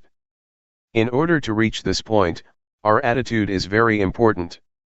If we want to achieve calmness, to develop mindfulness, or to gain something, we tend to suppress our thoughts. We do not want to be distracted, so we try by all means to stop distractions, thus bringing ourselves lots of problems, mentally and physically. So, just take it easy. Attitude is very important. To take it easy does not mean that you do not make any effort, but rather, practicing the whole day and making lots of attempts. The point is how to make such attempts without having anything to gain. You came here and you must have been motivated by some expectations. But once you start working, once you start raising your hands, you have to ignore whatever brings you here. If you want something during your practice, that means your mind is in the future, not in the present. To practice here is to make our minds present here and now. Mindfulness is the presence of mind. To live your life mindfully means you have to make your mind present in everything you do. When you are watching, your mind is there. When you are walking, your mind is there. When you are taking a bath, your mind is there. That is mindfulness, or the presence of mind. You may wonder how to practice mindfulness while asleep. It depends on how you cultivate mindfulness when you are awake. If you are mindful most of the day, it will take care of itself during your sleep. You will learn that your dreams can be affected by mindfulness. Even consciousness plays a role in your dreams to a certain extent. They are not totally unconscious. They depend on the mindfulness that you have already developed. So, just take care during your waking hours, because it is the period of the day that we can control. It took me about a month to find the middle ground, but I am a bad example. Many people spend about a week to find it. For me, I feel that tension is the indicator of whether I am practicing right or wrong. If I am tense, it means I am practicing the wrong way. After 1 month, I was aware of my thoughts very quickly, which was a surprising experience for me. Sometimes, even now after being a monk for more than 10 years, I practice and I feel tense, which means I am too serious, so I know I have to relax my mind a little bit. I still get tense from time to time, not always at the balanced state, but at least I know how much I have to relax to reach the middle ground. It will be a point you are familiar with. You may get tense, but when you feel relaxed to a certain point, you will know that this is the middle ground for you. You have to find it yourself. Nobody can tell you where it is. There are many indicators for us to be sure whether we have developed enough awareness or not. Sometimes one has a lot of distractions. The mind can become busy, but if you acknowledge the thought very quickly and notice when it occurs, you are aware. Also, to be aware does not mean that you have to be calm. In some situations, the mind is supposed to perform its functions and it is difficult to be calm. As long as you notice that your mind is distracted, it is all right. That is why Luangpor said, do not try to be undistracted, but once you are distracted, you are aware. Once your mind goes out, you are aware. The point is your awareness of your state of mind and knowing it quickly. For a lot of people, meditation time is only the time when they sit cross-legged and close their eyes. Afterwards, they go to work, and cannot think of meditation. Meditation is limited to the room, in the morning and in the evening. But for us, the meditation zone means trying to make the whole day, or a certain period of the day, a time for meditation, even though you do not close your eyes and are still at work. It should start at a portion of the day, and then enlarge its zone. The more you are aware of every moment, the more meditation is a part of your daily life. It does not mean that only the time inside a meditation hall is meditation, and the rest is not. It should start from the meditation room and then enlarge to your whole life. Enlarge the zone in time first and then enlarge it in space as well. Try to integrate meditation into your daily activities. Try to use the movement of your body as meditation objects all the time, and try not to stay still. On the car or the bus, rub your fingers. Try to have some parts of your body moving and use the movement of your body. If you can use your breath as meditation object, you have a refined, sensitive mind. Yes, you can do that, too. Luangpor suggests using the blinking of your eyes or the swallowing of your saliva. Breathing is useful because you do it all the time, especially at night when lying in bed. But while typing, it may be difficult to be aware of your breath, so just be aware of the typing itself as the object of meditation. When you take a bath, the movement of your body is the object of meditation. So we are never short of an object of meditation, except when we are sleeping. That is the benefit of Sati meditation, you have an object all the time. We need to have a physical object for meditation all the time, and our body is better. Your mind should be aware of your body's movement. Once a thought arises, your mind goes to the thought, acknowledges it, and then returns. So you have a home. Meditation provides you with a home that is the object of meditation and your mind stays with it. The movement of your body is the present moment. To be mindful is to be present in the present moment, so we try to provide a present moment for the mind, the body's movement. When you become distracted by a thought, that is the present moment too, so the mind should be mindful, but since the thought is undesirable, we just let it go and come back to another present moment, your body's movement. It is okay to shift awareness from one type of your body's movement to another frequently if you are skillful. If you are an adept practitioner, it is not difficult to shift. Try not to practice only two postures, because if you practice only walking and sitting, you may find it difficult when you want to be aware of additional activities. You will not be adept enough to apply mindfulness to that activity, because you have only been using rhythmic meditation and walking meditation all the time. So, you have to be adept, to be skillful, to apply mindfulness to every area of life. For example, in a normal situation, I would use the rubbing of my fingers as an object, but, if I am tired, I can concentrate on my breath because it will turn my attention away from the tiredness of my fingers. It is the same with walking. If I walk or climb up a mountain, at a certain point, I shift my awareness to the breath because my legs feel tired. This is the way to release tension. You can shift from one to another. In Thai, we called it a toy or hobby. We change from our routine to a hobby, and then we change back again. To make meditation more entertaining, we find something strange, something special, something new to play with, and then after we feel we have had enough, we return to the main posture. Please try to apply mindfulness to another postures or activities, not only in daily life but in the retreat too. When I practiced with Luangpor Teean, sometimes he asked me to clean the floor. He gave me a broom and asked me to be aware when I was doing that job. He wanted me to not stick to the two main postures. During the first few minutes, I felt disturbed. unable to be mindful of the work, because I had limited my activities to only 2 postures, and did not know how to apply mindfulness to that work. But later I knew. In Luangpor's retreat, he also likes people to stay with sitting and walking, but he will provide you with some work to do like cleaning the toilet, because he wants us to be skillful in every activity, otherwise you will not be able to apply it to other activities after the retreat. July 9, 1997. The middle ground.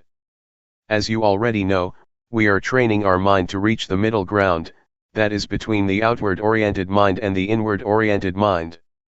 Do not try to turn your mind too much outward or too much inward, to follow your thoughts or to stop them. The middle ground also means trying to avoid being lazy due to being too relaxed, or being strained due to too much tension. It also means that we have to avoid the 2 extremes of indulging in pleasure and indulging in pain. What does it mean by that, indulging in pain or indulging in pleasure? It means that when you recall a good memory or refreshing images you get high, and when you recall unpleasant feelings in the past, a bad memory, you get low. If you are moved like that, that means you are already indulging in pleasure or pain. If you are stuck in the pleasant feeling, that means you are indulging in pleasure, which is one extreme. If you get low or become angry, because of your thoughts about somebody that you have bad experiences with, you become dragged down by such thoughts or memories, or if you feel upset because of dissatisfaction with your practice, means that you are indulging in pain. So, to avoid these 2 extremes means try to keep your mind normal, stable, and unmoved by pleasant or unpleasant feelings, good or bad thoughts, good or bad mental experiences. So, you see that the term middle ground means balanced. It has a broad meaning. It means that you do not follow the thought or suppress the thought, turn your mind too much outward or too much inward, be lazy or push yourself too hard, or indulge in pleasure or in pain. It is the art of meditation to keep our minds in balance, to reach the middle ground. You may feel it is very difficult to attain this state of mind, even though you have come closer to it. Sometimes, you have already attained that balance, but you may be dissatisfied with it.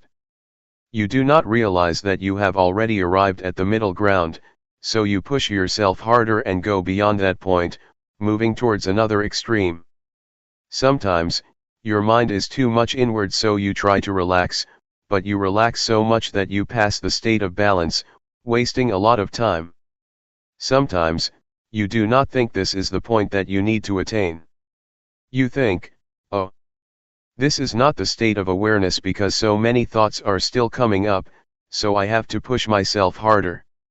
You are not satisfied with that state of mind simply because you have some expectation, so you keep passing the state of balanced mind without realizing that you have already experienced it. I think expectations are sometimes illusory. They are dangerous because they can deceive us, so we have to be very careful. We have some expectation about awareness, so we have already adjusted our mind to the expected state of awareness. Since we do not feel the calmness that we expected, and we feel thoughts still arising, we keep ignoring this state of balanced mind. I am sure that you have already experienced the state of awareness, the state of balanced mind, even though you may not realize it. So try again that you may find it and have confidence in it. Another point that I would like to mention is that, aside from keeping our mind in balance between the 2 extremes, we also need another art, the art of reconciling 2 opposing values. We face conflicts in our daily lives between freedom and discipline, between diligence and concentration. If you are too diligent, your mind becomes distracted, but if you concentrate too much, you tend to be lazy. The point is how to reconcile these 2 opposing values. Right and duty are another pair of values that we have to reconcile. Individualism and communalism are also 2 opposing values that we have to reconcile, or our lives will suffer. We also face the same dilemma in meditation practice. It may be even more difficult than what I have already mentioned. One is to take it easy but to try hard. Luangpor always stresses this: relax. Take it easy, but try hard. Take it easy but keep trying all day. It is quite contradictory, but you have to reconcile these two or you cannot make progress. Luangpor Teean always said, take it easy, but seriously. Luangpor Teean, unlike Luangpor Teean, would give you only a 5-minute talk. At his interview, which lasted less than 5 minutes, he kept saying we should take it easy but seriously, or take it easy but do it all day. I was quite confused then, but now I understand what he meant. I think this is the kind of training that is very useful for our daily lives, because it is the art of working happily and more effectively. To be happy and to be effective is a pair of values that may seem to oppose each other, but that can be reconciled. During the practice, you have to learn not to expect anything, to just work. If there is too much distraction, that is okay. If you suffer, that is okay. If you are frustrated, that is okay. You have to learn this attitude, because if you want to gain something, to attain calmness, to be aware of your thoughts as quickly as possible, you will be inclined to keep turning your mind inward trying to suppress your thoughts. You will keep watching your thoughts all the time and end up ignoring the awareness of your body. Luangpor always emphasizes that we should grasp our awareness of the body, and ignore our thoughts first. But normally, in my experience, I seldom remembered this instruction. I tried to stop my thoughts, to suppress them, because I wanted to win. I did not have much time, so I wanted to attain the result as soon as possible and I got stuck. After 3 weeks, I could not practice anymore. I could not do the hand postures because once I moved my hands, after only a few minutes, I got a headache and I suffered. With a headache and a lot of pain, I could not sleep. I made a vow to practice with Luangpor Teean for 1 month, and 3 weeks had already passed with only 1 week left. Feeling hopeless, I decided that I would leave the temple after I finished that week. So I just walked without any expectations, just waiting for my time to finish. I just kept walking because I could not do anything else. That week was very good for me because once I did not have any expectations, did not have any hopes, and just walked to waste the time, just trying to ease my tension to turn my mind from inward to outward, I felt that mindfulness suddenly developed a lot, because I did not mind anymore. June 11, 1997. Practice independently. The truth, I think, you have to see it. You have to see the truth for yourself. If I tell you, it will not be your truth, but an academic or indirect experience. I suggest you not use your intellect to find the truth but direct experience, you must realize it by yourself. Sati, or mindfulness, is a capacity of mind to recall. When you walk in meditation, you think about your work next month, the body walks but the mind goes somewhere else. Then, you recall that you are supposed to be mindful while walking. That is mindfulness. When your mind comes back to walk, you feel the sensation of walking and have clear comprehension. That is awareness. It is very important for us to try to experience awareness directly. It is also a capacity of the mind. One cannot experience awareness through thought or the intellect, for it is beyond the realm of intellect. You have to experience it directly with your feelings. We use a lot of thought, a lot of intellect, but rarely the faculty of feelings or awareness. When you want to touch something, you have to touch it with the hand, not the glove. Intellectualizing awareness is like touching something through gloves, it is not awareness, not a direct touching with your mind. I would like to recommend you to practice independently. Independent of what? First, be independent of time. When you walk or practice, do not worry about the time. Some practitioners set the time, saying they will walk or sit for 1 hour. Then they set the clock in front of them. This will make hell out of their practice because they are concerned about the time, whether they have completed the hour or not. Even with 30 minutes left, they still worry. They are anxious about when they will reach the hour. Do not worry about the time or the clock, practice without any references, allowing your mind to get in touch with mindfulness or awareness. Sometimes you are also concerned about other people. Why does this person walk so quickly? Why does she walk so slowly? If you keep asking and comparing yourself with other people, you will not be sure whether it is good for you to walk slowly or quickly. That is why you should practice independently, unconcerned with other people. You have to find your own way, the suitable speed or suitable pace for yourself. Everybody has his or her own way of practice. Please ignore what the other people do, just be concerned with yourself. Another thing that may cause you anxiety is the notion of awareness, or the concept of mindfulness. You have some idea about awareness or mindfulness. When your experience does not fit with that notion or idea, you feel unhappy, you feel uncertain, you feel unsure about the practice. Please forget whatever notions you may have about mindfulness or awareness, even words by the master, or the teachers. The master said that awareness is like this, and mindfulness is like that.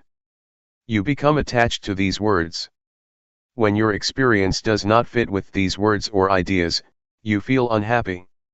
When I first practiced, I was confused. Somebody said you have to be aware like this, but the other master said you have to be aware like that. I was bewildered. Which one is the real awareness? It is difficult to explain what awareness is like. You cannot convey awareness by words, but have to know it from your experiences. This is true even of color.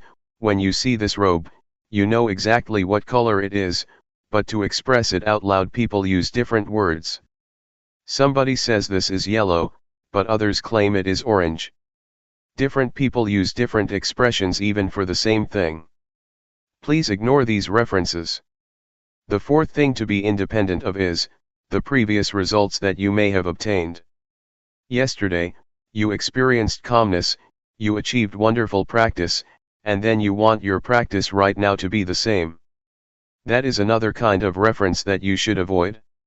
If you have such references or if you are concerned with past results, you may be unhappy. They will never fit with one another.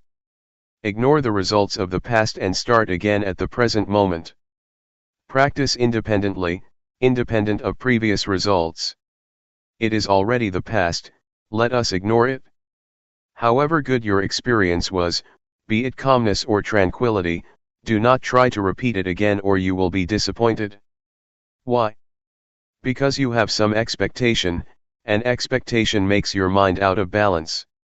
To practice like this, balance is crucial. You have to keep your mind in balance.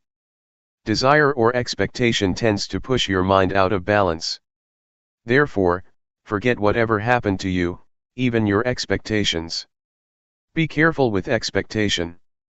When you expect something, you have preconceived notions about it. If experience does not conform with that idea, you reject the experience.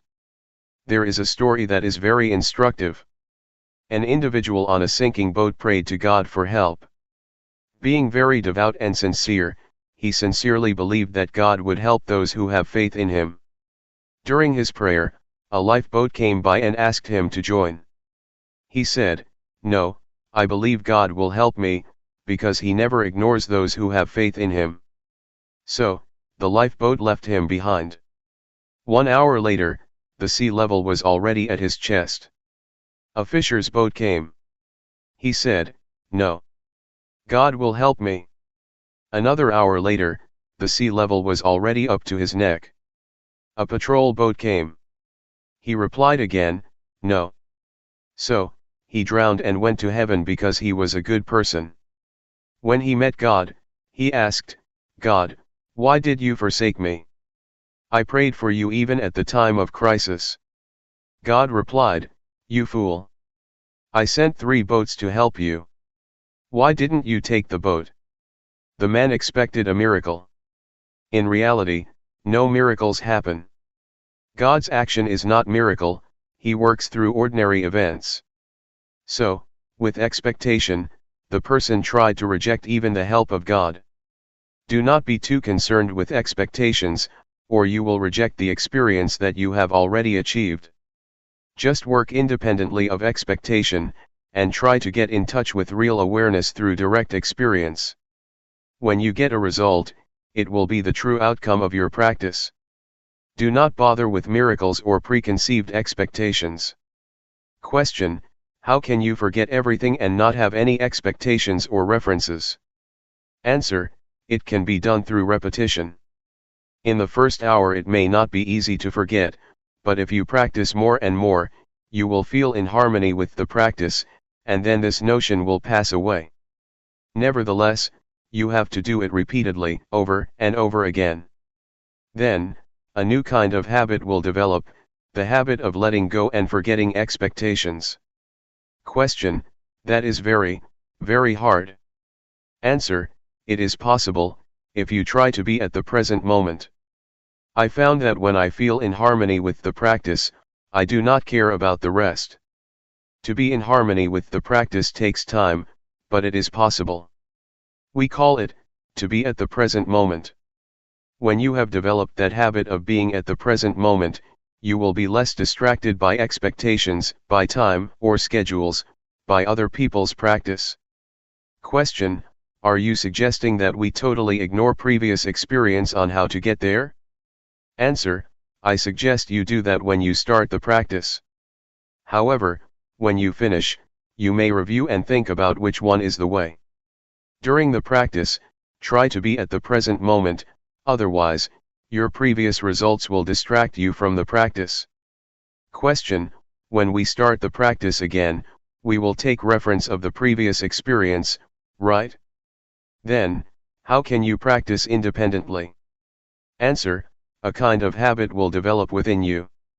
Question: right, I see what you mean, inherit a habit from the previous practice instead of knowledge. Answer: yes. It has already happened to you, because all of you have been practicing for a long time. You have inherited some habits or some tendencies. That is the most important, more important than something in your mind. Question: not to be guided by thought, but by your natural movement or habit. Answer: yes. This is what we call adept or skillful. You become more skillful. Take swimming for example. Thinking, or recalling the instructions, does not help you much when you are swimming. You have to be at the very present moment. Whatever you do will become a tendency or habit in you. Once you know how to swim, it becomes your second nature. It becomes a part of you. No matter how much time has passed, maybe 10 years, you still know how to swim because it has become your nature. I think mindfulness or practice is like that. Once you know how to adapt your mind to be aware of the present moment, it becomes your nature. You may give up the practice for a while, then come back. In the beginning it is difficult, but after you practice for a few minutes, it will come back. Which I call habit. I myself, when I practice, never think much of the results. I think only that this will form a new habit. Once the habit has developed, it is easier to practice. This is how you train children to take a bath or to brush their teeth. At first, they refuse, but you just push them to brush their teeth. It becomes their nature and they will go to the bathroom to brush their teeth on their own. Mindfulness is like that. In the beginning, your mind follows the thoughts and never comes back. Then, you call it back. Second time, it goes again, following the thoughts and comes back. The third time, it comes back quickly, faster, but still takes a long time. Then, you call it back all the time, many times, it returns faster and faster. The unintentional thought will become shorter and shorter. In the beginning, it is like a train of thoughts with 12 cars of thoughts. After practicing for a few days, it becomes 10 cars. The train of thoughts becomes shorter, shorter, and shorter. Then, only one car of thoughts, because your mind becomes faster. It is the habit of the mind to come back faster. This is what mindfulness is. You need not to stop the thoughts. Your mind will come back on its own. July 8, 1997. Harmony within. Meditation practice is to train ourselves to be in harmony with ourselves, or to be in harmony with the present moment. To be in harmony with the present moment has a broad meaning. It means that we have to be content with what we have, with what we are doing, and also with what we are at the present moment. To go deeper than that, it means to be content, accepting the thoughts or emotions that we have at the present moment. To accept does not mean that you are lost, or follow the thoughts. That is not acceptance. Accepting means keeping our mind normal, not reaching to the thoughts whatever they may be. This is the only way to free our mind from all kinds of thoughts or emotions. Whether they are positive or negative thoughts, pleasant or unpleasant emotions, agreeable or disagreeable feelings, just observe them and learn to come to terms with them. People, in general, are likely to react to the thoughts or emotions that they have. To be precise, they are not reacting, but attached, or clinging, to the emotions or thoughts that arise, even unpleasant feelings. It may sound strange, but we do cling to unpleasant feelings or emotions. You may have noticed that when we experience anger, we never try to let it go. We keep recalling the incident that causes us anger, and keep reminding ourselves about the behavior of that person that upset us. We cling to that negative emotion or experience and never try to let go of it. We may want to, but we never try. We just cling to it, grasping the anger, the anxiety, or whatever. Thus we cannot sleep at night, because we keep thinking about this and that despite the fact that they are unpleasant feelings, emotions, events, or experiences. That is why I say we cling to it. We do not accept it the way it is, but cling to it. That is what the Buddha called indulging in pain or indulging in suffering. In the first sermon of the Buddha, he mentioned two extremes, indulging in pain and indulging in pleasure. Buddha advised us to avoid these two extremes. To indulge in pain does not mean that we torture ourselves as the Buddha did, when he tried to attain enlightenment through ascetic behavior. He refused food and slept on nails. That is indulging in pain, but all of us never do that. Still, we indulge in another kind of pain, mental pain. When anger arises, we are lost in anger. When anxiety arises, we are caught up in anxiety. We grasp it, grasping anger, clinging to anxiety. This is indulging in pain. We have already fallen into the extremes that the Buddha suggests we avoid. The same applies to indulging in pleasure.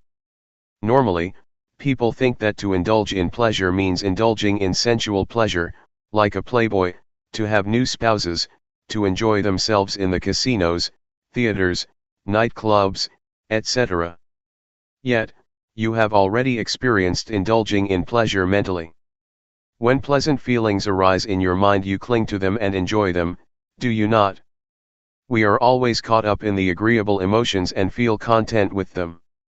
This is indulging in pleasure, another extreme that the Buddha instructed us to avoid. You may have realized that you have already indulged in those extremes during your practice. That is not the middle way that the Buddha suggests we traverse. The middle way, in this sense, means not losing yourself in either painful or pleasant experience, be it calmness, happiness, suffering, anger, or anxiety. Do not become lost in those feelings or emotions. Just accept them as they are. When pleasant feelings or good thoughts arise in your mind, you tend to follow it, do you not? When you encounter unpleasant feelings, you want to suppress them, do you not? But that is not an act of acceptance. To accept means to observe, to see, to recognize, and to let go of it. This is the only way to be free from all kinds of feelings or thoughts. I would like to urge you to learn how to come to terms with all kinds of thoughts and emotions that arise. You will find that once you accept them, once you observe them, they will gradually pass away. This is the best way to let go of them, the best way to liberate ourselves from them, the best way to get rid of them. Not to stop them, but to observe them, and they will gradually be dissolved. This is the middle way that the Buddha suggests, to indulge neither in pain nor in pleasure. Not only in the physical or sensual aspects, but also in the more delicate mental aspect. This is the aspect or level that people always fall into, without realizing that it is not the middle way the Buddha suggests. Is it clear to you? Just to elaborate what Luangpor said, to see, but not to identify with it.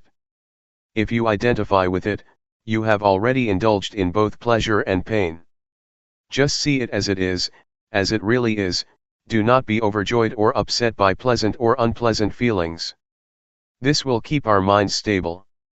That is what we call accepting the way we are in the present moment, and being in harmony with the present moment. That's all for this morning. Thoughts always trick you or make a fool of you. They need your attention, as a child always asks for his mother's attention. They are very clever and have many tricks to fool you, to draw your attention. Persuading you, the thought says, come. Come talk with me. Come join me. Come interact with me.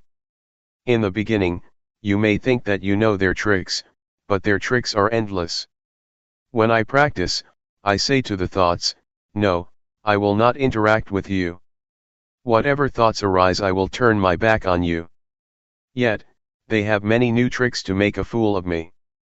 Sometimes they ask, hey, why don't we think about the Dhamma? Investigating Dhamma is good, isn't it?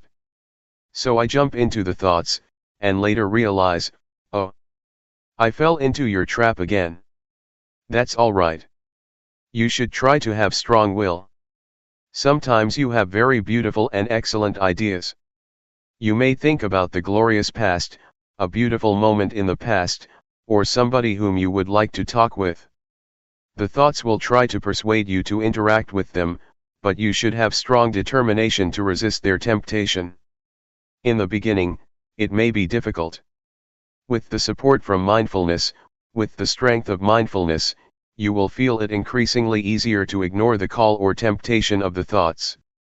Later, you will find that it becomes your natural response because, after a period of practice, the temptations of the thoughts become less enticing and less powerful. Why do they become less powerful? Because the thoughts become shorter and shorter. In the beginning the thoughts are long, like a train of thoughts. Gradually, the thoughts become shorter, shorter and shorter. The shorter a thought is, the less powerful it is. That is why you will find it increasingly easier to turn your back on them, and accept them the way they are. Once a thought arises, do not bother with it. Just see it and say to yourself, that's the way it is. Whatever the thoughts or feelings arise, be they good or bad, wholesome or unwholesome, just see them without being disturbed or annoyed by them. Yet, in the beginning, you may feel upset with yourself, because you never realized that bad thoughts or evil ideas could arise in you. Some desire will come up, and you will have never realized that you could have such bad ideas, such evil thoughts. But, it will arise. If you are mindful enough, you will accept it. That's the way it is. Gradually the equanimity arises. So I suggest you maintain the attitude of acceptance. Whatever ideas, whatever thoughts, whatever emotions occur in your mind, just try to keep them normal and have no preferences, like or dislike, appreciation or aversion. Try to avoid these two extremes, and just accept them the way they are. This is the second mantra I would like to present to you, that's the way it is. The bad thoughts that arise, the evil ideas that arise, are beyond your control. So, just accept them as natural, as normal. That's the way it is. Thus develop the indiscriminative mind. The ordinary mind tends to be judgmental. It always judges, this is good, that is bad, this idea is good, that idea is bad, I like this idea, I do not like that idea, I am content with these emotions, I am not content with those emotions. With a discriminating mind you will never experience peacefulness. Your mind will go up and down, because of such preferences or such judgmental mind. The way to attain peace is to develop the indiscriminative mind. Have no preferences or judgment, and see everything as it really is. Accept it as the natural process that occurs to your mind. They are just visitors, coming and going. No matter how good or bad the idea is, any kind of idea, just let it come and go, appear and disappear. Do not be bothered with it. Just see it, take note of it, and then come back, returning your attention to the body's movement. In brief, try to resist the temptations of the thoughts. They need your attention because that's the only way they can sustain themselves. Unless you give them your attention, they cannot survive. They can exist only with your support. If you do not pay attention to them, they will just pass away. This is the best way to handle the emotions. Do not suppress them, stop thinking, nor force your mind to drop these thoughts. Just say to yourself, when the thoughts arise, that's the way it is. July 9, 1997. Calmness and insight. There are two words that Luangpor always mentions, mindfulness and awareness. Both are like twins. They are interchangeable, help each other, and always come together. Mindfulness is that which recalls. For example, you are moving your hands, but you forget that you are doing it because your mind is distracted. Then, you remember that you should be attentive to your hand movement. That capacity to recall is mindfulness. Mindfulness recalls and brings your mind back to the action of your hands. When your mind is attentive to your hands, or to any activity, you become aware of your body, aware of yourself. This is awareness. Once you are aware of any activity, you know what should be done as far as that activity is concerned. This is clear comprehension, another function of awareness. When you are aware of an object and attentive to it, your mind becomes increasingly collected and composed, thus enhancing concentration. Awareness also gives rise to and strengthens mindfulness. Sometimes, while you are supposed to be aware of your body's movement, your mind becomes distracted. Awareness of your body's movement sometimes helps your mind to recall that you must be mindful of your body, and that's why it can help to bring your mind back.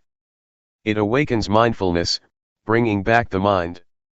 For example, when you are listening to someone's speech, you rub your fingers. You may be distracted by the environment, by your worries or your concerns about something else. Suddenly, you feel the sensation of your fingers, and the sensation helps you to remember that you should be listening to the talk. So, mindfulness becomes function and brings your mind back to the talk, to be attentive to it. This is how awareness helps mindfulness to function, or take place. Mindfulness, awareness, and concentration are closely related. Mindfulness gives rise to awareness, awareness gives rise to concentration, and vice versa. They help each other, enhancing each other. Don't be confused when Luangpor sometimes mentions mindfulness, and a few moments later he mentions awareness or mindfulness and awareness. They are the same. Technically they are not the same, but in practice they work very closely together. Briefly speaking, mindfulness brings the mind back to the activity or meditation object. Once your mind is with the object, you have awareness, you know and you see clearly. With the functions of mindfulness and awareness as I mentioned, two things will occur. The first is calmness. It arises because you are not distracted by thoughts or by external stimulation. Your mind does not wander around because your mind is attentive to, or tied to, the meditation object. Thoughts may arise in your mind, but they are short and do not disturb you much. You may feel hot, you may feel cold, but it does not give rise to anger or upset you, because mindfulness brings you out of the anger or negative qualities, and back to the object of meditation. But, if you do not have an object of meditation, your mind can easily be caught in the anger, that is the result of unpleasant feelings. So, mindfulness and awareness help you to let go or be free from the discontentment. That is why calmness and relaxation are possible for the one who has mindfulness. The second thing that happens when you have mindfulness is wisdom, or clarity of mind. It happens because mindfulness and awareness keep your mind from liking or disliking, from being up or down, from being content or discontent. They keep your mind stable and without bias. If you have preferences, if you are discriminative and like or dislike, you have bias and you cannot see things clearly as they really are. This will not be the case if you have mindfulness.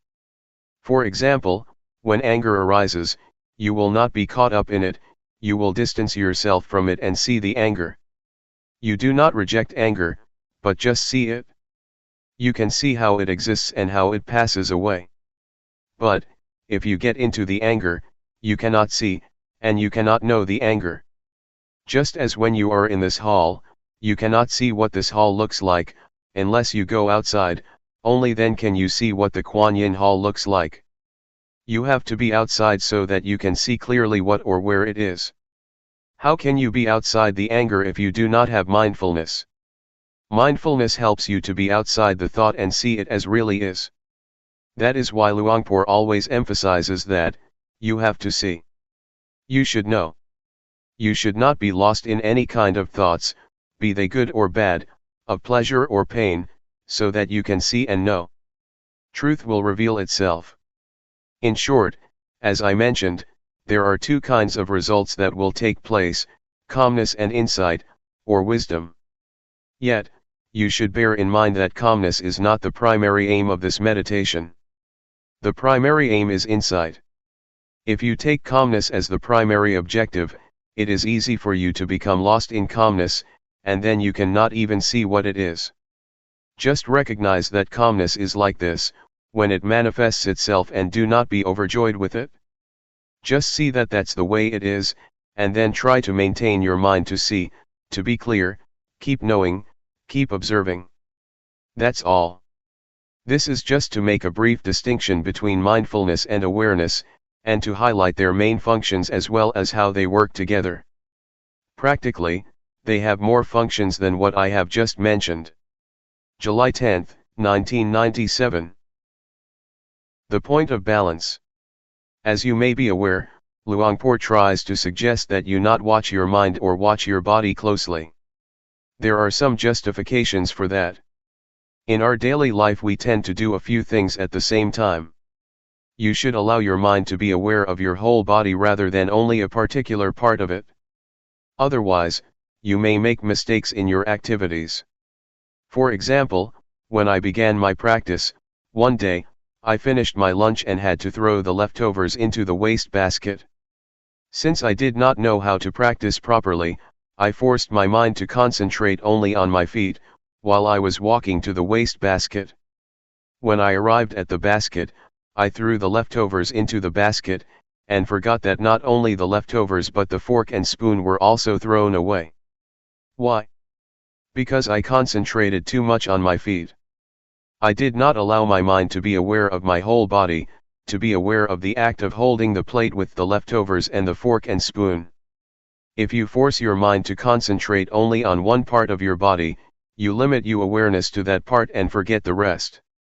There is another story of a practitioner, who wanted to concentrate on every act of her movement in detail. Before she went to the office she had to get dressed. She concentrated on her act of dressing very consciously and very intensely. When she took the shirt, she concentrated on it. While wearing the shirt, she also concentrated on every movement of the wearing. The same applied to putting on her trousers, her socks, and her shoes. When she went to work, it took more than an hour for her to realize that she forgot to zip her trousers. It's okay if you walk with too much concentration in a walking meditation, it's not much of a problem because you only have one act. Yet in reality, you have many acts at the same time. You walk and you hold something in your hands. When you drive a car, you have to look at the road, and control the steering and the speed with your hands and legs. These require your total awareness. Focusing your mind on only one particular part of your body will cause problems. I have spoken only of the physical aspect or the aspect of the body activities so far. This principle also applies to the mental aspect. If you force your mind to watch your mind closely, you tend to block your thoughts. When there is no thought, you do not learn how to let go of it. You should allow thoughts to arise, so that you learn how to let go of the thoughts or emotions. If you block your mind, the thoughts cannot arise, and then you do not know how to let go of them when they do arise. It is important for you to keep your mind in balance, to not watch or concentrate too closely, nor to let it loose to all distractions. This will enable your mind to be aware of the mind, to be aware of the body, not only of your hands, but the whole of your body and also its surroundings. This is what we should do when we cross the road, especially the road in this country. You have to be aware of the act of walking, and also of the mind. Am I absent-minded? If you are absent-minded while crossing the road, it is very dangerous. You also need to be aware of your surrounding of the car that is coming. So, you have to be aware of three aspects: body, mind, and your surroundings. One can achieve this only if he keeps his mind in the point of balance, neither watching too closely the mind, nor concentrating merely on the body. For the beginners, do not be confused with what I said. Be aware of your body first. Do not pay much attention to the mind or to the thoughts because you have to go step by step. You may be aware of your surrounding at the same time, of the noise or whatever, just be aware with mindfulness. Do not be disturbed by the noise or by visitors that come to talk to you. Just see them as they really are, accept them as that's the way it is. That's all. This is what Luangpor Teean instructed Luangpor Teean 30 years ago. Because Luangpor Teean, at that time, was very good at concentrating his mind on the breath only, and would cut himself off from his surroundings or any kind of thoughts, because he watched closely only the mind. Once, when he was practicing in a closed room with closed windows and a closed door, Luangpor Teean came to interview him. Luangpor Teean did not go into the room but, standing outside the hut, asked, "What are you doing?" Luangpor Teean said, "I am practicing meditation." So Luangpor Teean asked, "Can you see me?" Luangpor Teean replied, "No, I cannot see you." Luangpor Teean then asked, "What does it take for you to see me?" Luangpor Teean replied, "I have to open the door first." So Luangpor Teean asked him to open the door. At once, he opened the door. Standing at the threshold, Luangpor Teean asked, "Now, do you see me?" Luangpor Teean replied, "Yes, now I see you." "Can you see inside the room?" Luangpor Teean replied, "Yes, I can see inside." "So, now you see both outside and inside, do you not?" Luangpor Teean said, "Yes, I can see both." Luangpor Teean said, "You should practice like this, do not focus your mind only on the inside. In other words, do not turn inward, but be aware of both the outward and the inward, that is the point of balance." So, Luangpor Teean suggested Luangpor Teean not block his mind or turn his mind inwardly, but allow his mind to be aware of the outside and of the whole of himself. This is how this practice is different from many other methods. Many methods try to block your mind. You can achieve concentration very easily with those methods. Yet, once you get out of the practice, your mind can easily be disturbed by thoughts, because you have not trained yourself in how to deal with them. Since the thoughts have been blocked, you have had no chance to be aware of them and thus learn to let go of them. This is how it is different. I just explained the reason behind Luangpor's suggestions. Why not watch closely so that you can develop total awareness during your practice, and apply total awareness during your daily life. July 10, 1997. Reconciliation. There are two fundamentals of practice. The first is to practice with relaxation. The second is to take it seriously. These two fundamentals are very important for the practice. The point is how you can reconcile them. When I first practiced, I felt it very difficult. I felt confused when Luangpor Teean said, "Be at ease, but take it seriously." He always stressed these words. Literally, he said, in Thai, "Do it playfully, but seriously." To do it playfully means that you have to be at ease when you practice, and to be at ease at the present moment. To take it seriously means you have to continue your practice all day, all week, all month, and all year. This is what he meant. To take it seriously means you have to continue it, neither giving it up nor stopping it. I think this is the art of the practice, how to reconcile the two opposing values, the two opposing principles. Both principles are good, but on some level they are contradictory.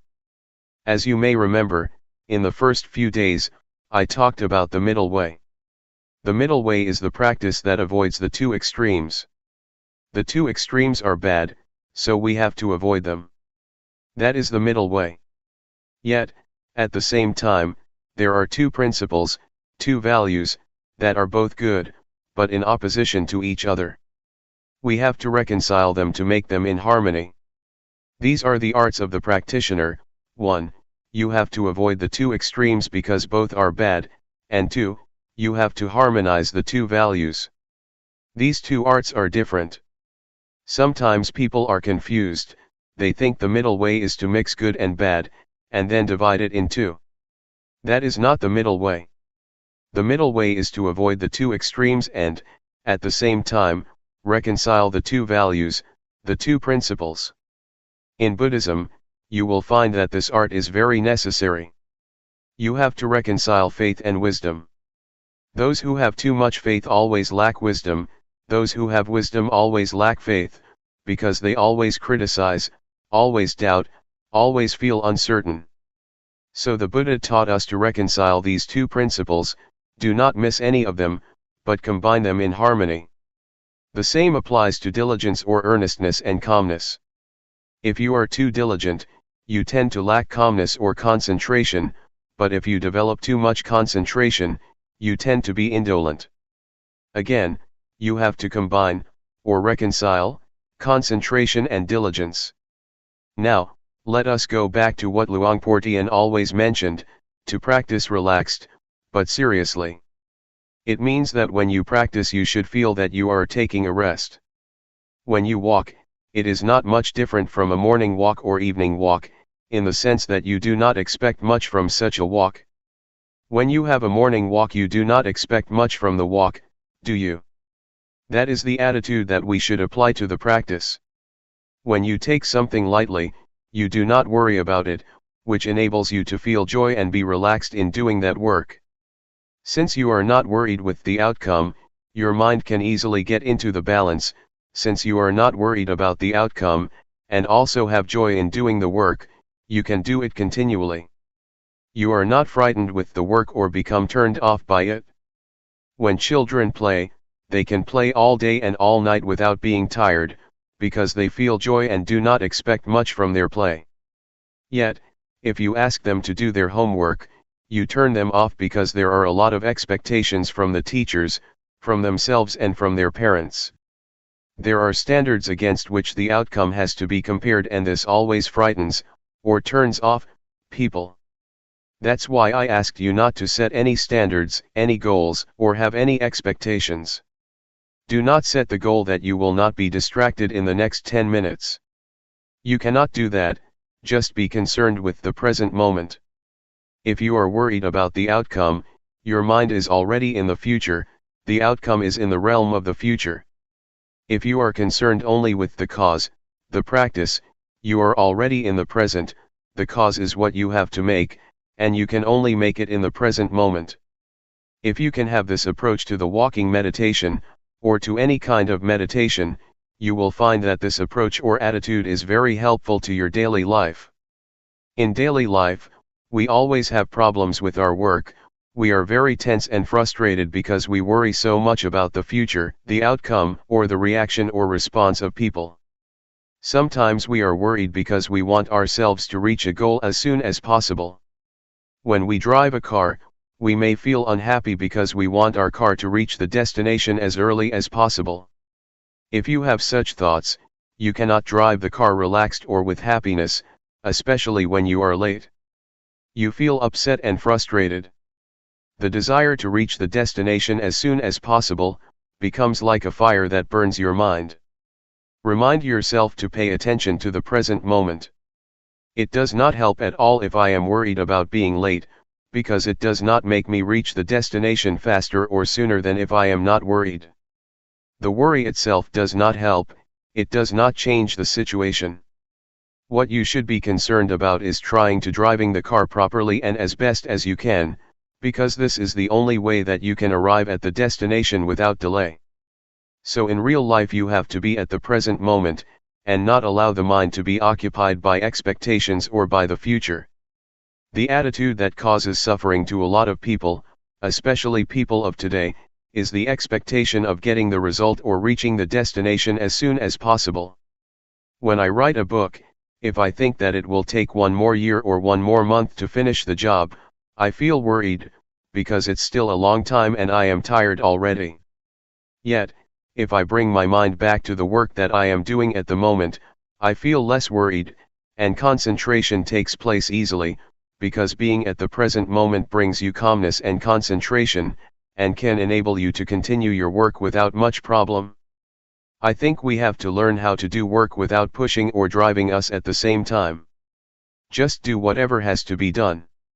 If you do it continually, it is certain that work will produce results. My friend, a Zen monk, spoke about his master. Some of you may have heard of him, Shunryu Suzuki. Shunryu Suzuki is the author of Zen Mind, Beginner's Mind. He has a center in San Francisco. When he started the temple in San Francisco 30 years ago, he had to do everything with his own hands. One of his big jobs was to prepare the garden. A Zen garden is composed of rocks, a lot of big rocks. Shunryu Suzuki is not a big person. He is just like Luangpor, but thinner. All day, he had to carry the heavy rocks to his garden and arrange them. His young Western disciple wanted to help, but after a few hours, he was tired. "Oh, I can no longer do this." He asked Suzuki, his master, "How could you do this all day?" Suzuki said, "I take a rest all day." When he lifted the rock, he just lifted it without much expectation that he had to carry 20 or 30 rocks a day. He did not set a goal, but just lifted the rock without judgment or expectation. His mind was with the rock and with himself, not anywhere else. He felt relaxed, which is why he said that he rested all day and could continue. He was serious about his rock garden, but he did it relaxed. It's as Luangpor Teean said, practice playfully, but take it seriously. To be at ease, enables you to work longer than when you take it seriously. Sometimes you drive a slow car, and you can arrive the destination sooner than those who drive at a fast speed. The same is true when you walk up a mountain. Those who do not know how to climb a mountain start climbing fast, and end up reaching the top later than those who walk slower. The meditation master or the hill tribe people just walk slowly, relaxed all the time, relaxed every step, and they reach the top before those who are serious or walk hastily. The practice is the same. Just walk. As you walk, simply walk and take a rest every step. You will find that you are not tired after you walk the whole day or the whole week, because you take a rest with every step. Please apply this to your daily life. Not only in the spiritual aspect. Take Suzuki as an example, even in the material or physical world, you need to apply this art, the art of reconciling the two principles, relaxed but seriously. You will find that in the real world this is really important. Individualism and responsibility to the community are the two principles you have to reconcile. In this country, they stress only individualism, and you have a lot of crime, a lot of drug addiction, etc., because people have lost the sense of communal responsibility. Individualism and responsibility to the community are both important. Right and duty are two opposite values that you should reconcile. The pursuit of happiness and virtues are both values. You cannot discard either of them. If you pursue happiness while ignoring virtues, you create problems for other people. If you are attached too much to virtues, you have no happiness because you are always afraid that you will offend other people, and you make yourself tense. Freedom and order are another example. Freedom is good, but order is good too. Yet, if you stress freedom, no order can take place. If you are too much concerned with order or discipline, freedom might be affected. So you have to reconcile these opposing values. This can be done if you learn this art from the practice. I myself have learned a lot from the practice.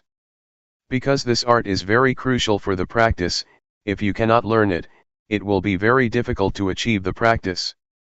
Please take this practice as a way to train your mind to have a skillful approach to your life, not only to meditation but to your whole life, to your family, to your work, and also to society as a whole. This is what I would like to offer this morning. July 11, 1997. Dealing with expectations. Let me elaborate on expectations' relationship to the practice, just to clarify this morning's talk. When I said that we should not have expectations during the practice, I did not mean that we should suppress or try to stop our expectation. This cannot be done because we come here with expectation, and expectation is inherent in our practice.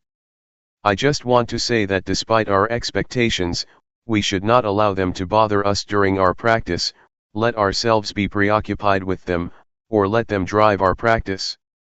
Just realize that, okay, the expectations are there, but there is no more than that. It should be noted that the progress of spiritual practice is most developed when expectations are at their lowest, or we have none at all. For example, after Buddha's death, Ananda tried hard to develop his practice to the level of Arahant, the last level of enlightenment. He had only one day left to finish his practice, before the first council was going to start. This was crucial because he was supposed to attend the council, but only the Arahant could attend. There were already 499 Arahants. The council was waiting for him, but he had to meet the requirement of being an Arahant. He had not yet achieved it, and there were only about 20 hours left. So he tried a lot that whole day, but he still could not achieve the final stage of enlightenment. Finally, at night, he was tired and decided to take a rest by a tree. The moment he leaned against tree trunk, at the moment when he felt that he wanted to relax, enlightenment took place. At that moment, his expectation was very low, either because he felt hopeless or because he just wanted to relax. I think the experiences of other enlightened beings are just the same. They get enlightenment or receive intuitive insight, when their minds are relaxed and in harmony with the present moment.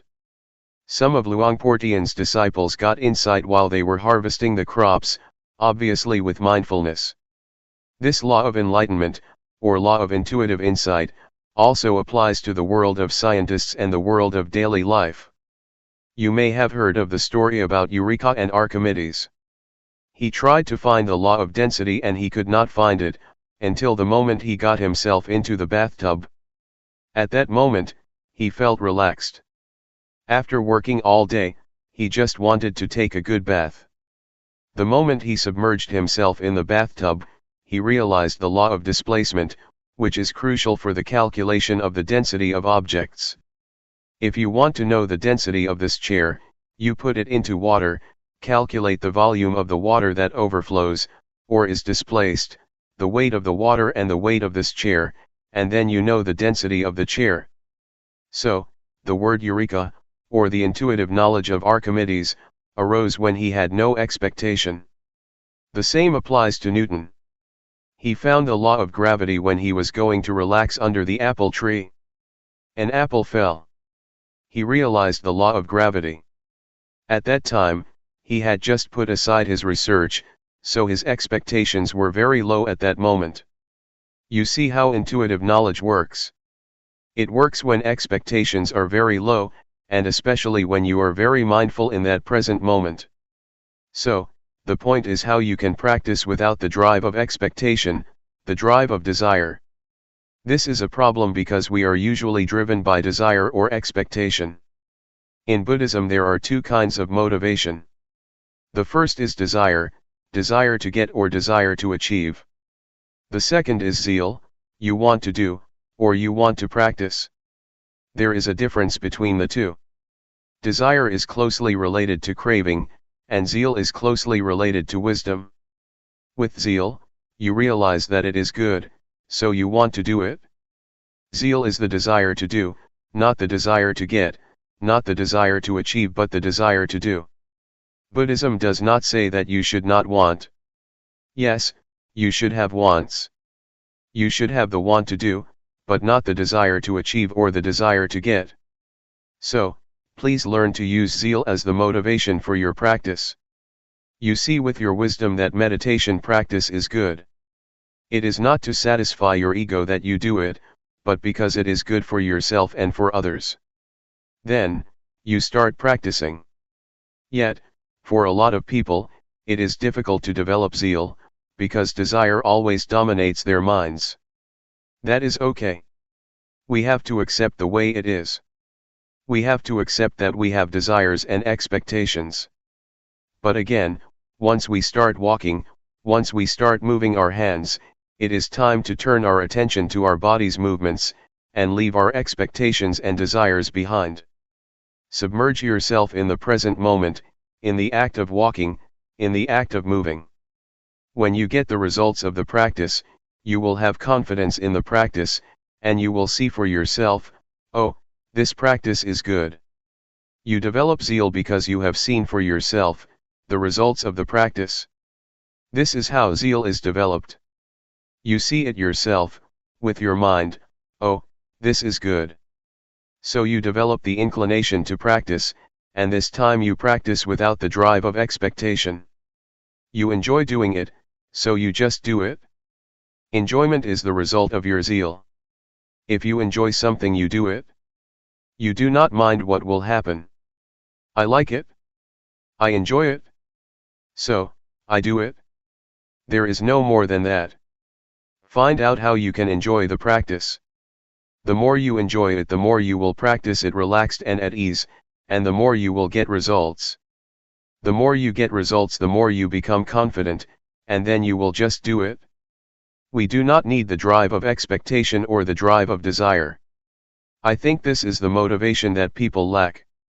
We are taught that only desire can drive people to do things. Actually, there is another motivation that can get us to work. Zeal as a Buddhist motivation is very important, not only in meditation but in any kind of work. This is what I would like to offer you for reflection. In summary, how should we deal with expectations? First, accept them for what they are. Accept that expectations exist in our minds, but do not let them bother our practice, or pay much attention to them. Just be at the present moment with the work you are going to do, and do not allow yourself to be driven by expectations. Try to develop the other kind of motivation, zeal. With the right motivation, you will find that results arise not in the future, but at the present moment. Normally, people just wait for the future, wait for the results to come. If you have a positive approach, a positive mind, you will see results, and the outcome always comes at the present moment. Please be sensitive to the immediate results, that always take place but that we always ignore. As Luangpor always says, once you move your hands, you already get the outcome, the awareness. You need not wait for the future. It has already arisen, but you have to be aware of that. That's why we can be happy at the present moment, because we get results at the present moment. We do not need to wait for the future. It is too risky to wait for the future is uncertain. But, the immediate result is guaranteed by our practice. That's all for this afternoon. July 11, 1997. Unreliable thoughts. I am sure that you all have a lot of experience with thoughts and emotions. Some of you may be able to see the thoughts themselves. You may realize that these thoughts, emotions, and feelings are quite unstable, which is why they are uncontrollable and unreliable. But, despite their instability, thoughts and emotions have a lot of power to tempt us, because they need our attention to sustain themselves. Without our attention, thoughts and emotions just fade away. They need your attention, it is the only requirement for their survival. You know, it is as if thought has a life of its own, despite its instability. It is like a virus that tries to manipulate your cells, drawing support from you. If you are not aware of such nature of thoughts and emotions, you can be easily tempted by them, deceived by them. They try to lure you, saying, "Hey, I am you." My thoughts call me, saying, "I am Paisan, I am yours, so you should take care of me." Sometimes I am tempted to take them to be my belongings, because they are very smart thoughts, very intelligent thoughts. I would like to grasp them, but you have to be careful, not to rush and grab them. Do not believe them so quickly because they are unreliable, especially the unintentional ones. We cannot even believe the good thoughts, for they can play tricks on us too, if we are not mindful enough. There is a story about a person who enjoyed drinking, and tried to give it up but failed. Every time he passed the bar on his way home, he could not resist his desire, the temptation, to go inside and have a drink. He tried to resist many times but failed. One day, he was determined that he would not fail himself any more, so he prayed to the Buddha, to the Dhamma, to the Sangha, and to all the other deities, after he finished his job in the office. He felt quite strong after he had asked for help from everyone to increase his willpower. When he approached the bar, the temptation arose, but he tried to deny it. No, this time no. But on his first step in front of the bar, a thought arose, "Hey, why don't I have a last drink?" "No, no, no. I can't," he said to himself. On the second step, "Hey, okay, not a full cup, only half a cup." "No," he said, and he proceeded. The bar was not very big, but those few moments seemed to last a very long time. Then, another thought came up, "Okay, 1/4. "Better not," said a voice in his mind. Suddenly, his friend in the bar called, "Hey, come come." Again, he refused. But then he thought, "Hey, it will break the friendship if I refuse his offer." But, he was still determined not to drink. Thoughts of every rationale you can imagine flashed through his mind. Nevertheless, he finally passed the store. "I've done it. I am the winner." He was suffused with a sense of victory. Suddenly, a thought came up, "Hey, let's celebrate the victory." He then turned back to the bar. Thoughts can trick us. They are very rational, and can turn even victory into disaster. We should not believe them but try to see them, so we do not fall into their trap. So, mindfulness is very important even in daily life. Every year many old women would come to see Ajahn Chah, a big master in northeastern Thailand, and ask his permission for them to stay at the temple, because they had quarreled with their husbands. Everybody would say, "I will stay here for life. I will not go back to my house anymore. I am fed up with him. No more.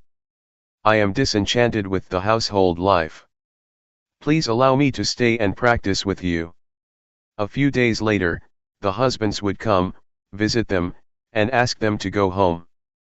The women who had been determined to stay in the temple for life, would change their minds after a small chat and decide to go home. Even strong, powerful, and quite determined thoughts can disappear, or wear out, after a few days passed. You may have noticed that you have a lot of good thoughts or ideas during the practice. "I want to do this, I want to do that, after I go home I will do this, I will do that." But if you do not jump into that thought or idea, and just see it and ignore it, after a few hours or a few days, you will find that that thought becomes weak and is not as interesting anymore. When you have a beautiful or great idea, you need to remind yourself, "It is not sure." This is the third mantra I will give you. Do you remember the first two mantras? Never mind and, that's the way it is. Now, the third one, it is not sure, or is that so? If you reach some conclusion about someone, like, "This guy is very bad, this guy is unfaithful to me, this guy is deceiving me, or this guy is very good, he is very generous," you should say the mantra to yourself, "Is that so, or that is not sure?" If it is a real thought, a real judgment and the right conclusion, it will last. Otherwise, it will waver and weaken. So try to see thoughts as they really are, unstable, uncontrollable, and unreliable. Unless they are born out of wisdom or mindfulness, they are completely unreliable. This is just the first step of insight into the nature of thoughts. During the practice, you may reach this understanding, and later you will see the deeper characteristics of thoughts and emotions. Luangpor repeats many times, they are impermanent. They are unsatisfactory. They are not self. Even happiness, pleasant feelings, or the bliss from meditation, are ultimately unsatisfactory. After you have been absorbed by joy for a while, you will feel that it is not enough. You want more. If you attain the first absorption, in the first few days, you feel very happy. Later, you find that you want more. You want the second absorption. You want more and more, because your level of happiness has increased. You need more happiness to satisfy your new higher standards and expectations. It will never end. But if you are mindful enough, and do not fall into the trap of happiness or pleasant feelings, you will feel content. You will have contentment. You will know what self-contentment, modesty, and moderation mean. Moderation is possible only for those who have mindfulness. Otherwise, you just need more and more, and it will never end. This is about unsatisfactory. The last characteristic is selflessness or no self, which is very important. You may be able to understand this, when you see that the thoughts you have are not really yours. If you are mindful enough, you will see that this is not my thought, this is not my emotion. But without mindfulness, you tend to grasp it, taking it as your own. We are likely to take it to be me, to be mine. This is mine, this belongs to myself. This thought is my thought. If you disagree with my thought, you disagree with me. You take it personally. A lot of problems arise because of such disputes. When your friend disagrees with an idea which you take to be yours, to be yourself, you tend to be angry. Since you feel that he or she is questioning you. But, if you take this idea as just an idea presented by you without attachment to it, it does not matter at all if your friend disagrees with your idea. With your practice, you keep being aware of the thought, you see it come and go, arise and cease, occur and pass away. If you try to grasp or maintain beautiful feelings or pleasant emotions, they will resist your attempt. You will realize that they are uncontrollable and not yours. They cannot be yours. If you have this insight, you will understand why we cannot and should not believe our thoughts, because they just come and go, they have no self. This is what Luangpor tries to instruct you, but you do not need to rush or try to have such insight. If you repeatedly take notice of your thoughts, if you know them and are aware of them, the insight will come by itself. The nature or the characteristic of thoughts and emotions, or all mental states, will be apparent to you. That's why Luangpor says, the truth will reveal itself. Our job is to obtain or sustain awareness. So just stay aware and the process will lead you to the truth. That's all for this morning. July 12, 1997. Meditators for Friends. According to the Buddha, there are 4 very good friends who help each other and also are very helpful to us: mindfulness, sati, awareness, sampajanya, concentration, samadhi, and wisdom, panya. If you are skillful, you can use these 4 friends, or these 4 virtues, to handle a disturbed mind or distracted thoughts.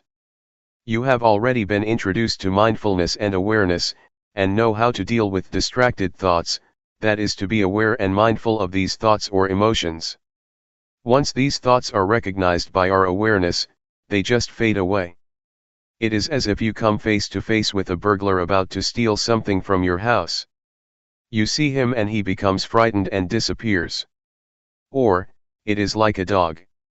Suppose we visit a friend's house, and his dog is barking and going to bite us. If we just call out the name of the dog, it will stop. This is how mindfulness and awareness work together, to keep you from being attacked or hurt by distracted thoughts. Yet, sometimes the burglar is very big and you are very small. You saw him face to face but he just knocked you down. So if the thoughts are very powerful and your mindfulness is still weak, it is not appropriate for your mindfulness to face such powerful thoughts. It is better for you to turn your back on these thoughts. Just ignore them. This will be helpful for beginners. That's why Luangpor suggests that in the beginning stage you just be aware of your body, and do not pay much attention to your thoughts. Ignore all thoughts, feelings, and emotions, and just pay attention to your body. In some situations, concentration may be necessary for us to handle powerful thoughts or emotions. Concentration, in this case, means fixing our mind on something that can turn our attention from distracted thoughts. Normally, object of concentration we prefer is that which is attractive to our mind. For example, if you get angry and want to get rid of the anger, you may find it easy to turn your mind or your attention from anger to music, toys, or whatever gives you pleasure. If you are attentive enough to the object that you have chosen to be attentive to, a few minutes or a few hours later, you will find that the anger has disappeared. Anger, like any emotion or thought, is like fire, it needs fuel.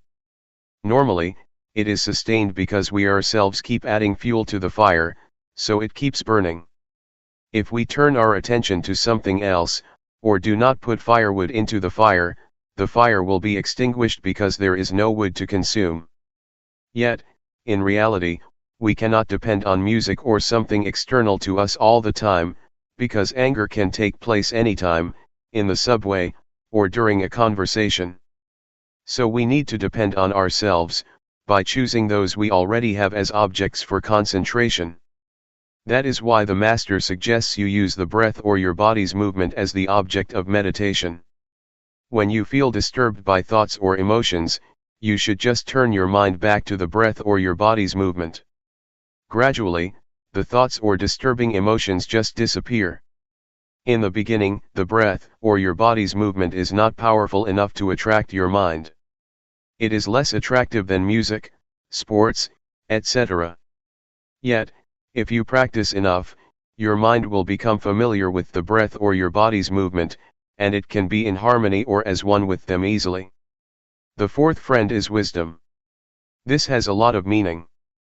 When you become distracted by your thoughts and do not know how to deal with them, you may try to bargain with them. You may say to yourself, "Okay, I will talk with you later," or "I will think this thought later, but not now." You negotiate with them. To bargain with the thoughts, saying, "After this retreat I will recall you again, but not now," is a technique you can use to reduce the thoughts. Normally, only the advanced practitioner can use wisdom to handle the thoughts, because it is a method that requires one to come face to face with one's thoughts and emotions. If your mindfulness is not powerful enough, your thoughts or emotions will just trap you, or trick you, persuading you to fall into them. In Thailand, masters have a practice of going into the forest alone. We call it tudong. It means to live as an ascetic in the forest or in the cemetery. A lot of things may happen: fear, the beast, tigers, or elephants can attack the practitioner. Many masters find that the fear or threat from the wild animals is good instrument, good condition, or great situation, to pressure them to develop concentration, because if they turn their attention from the breath to the beast, they will be overwhelmed by fear. Because they are really afraid of the beast, their minds turn inward, developing concentration a lot. So masters use the threatening situation to force their minds to look inwards. This is a skillful and unusual way of developing concentration and mindfulness. One master, Ajahn Chah, tried to look into the fear to investigate it. When the powerful fear arose, he investigated the fear and asked himself, "What are you afraid of?"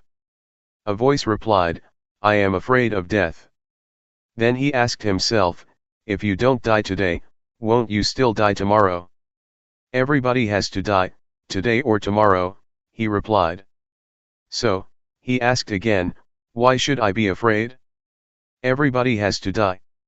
This enabled him to face death at that moment with peacefulness.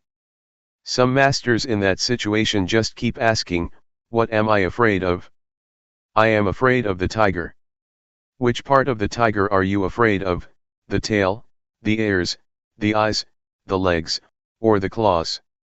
No, I am not afraid of the tail, nor the ears, nor the eyes, nor the legs, nor the claws. So, what are you afraid of? I don't know. With such penetration by wisdom, fearful emotions just pass away. They do not use rationalization, but an analytical mind to divide the tiger parts, and they do not feel fearful.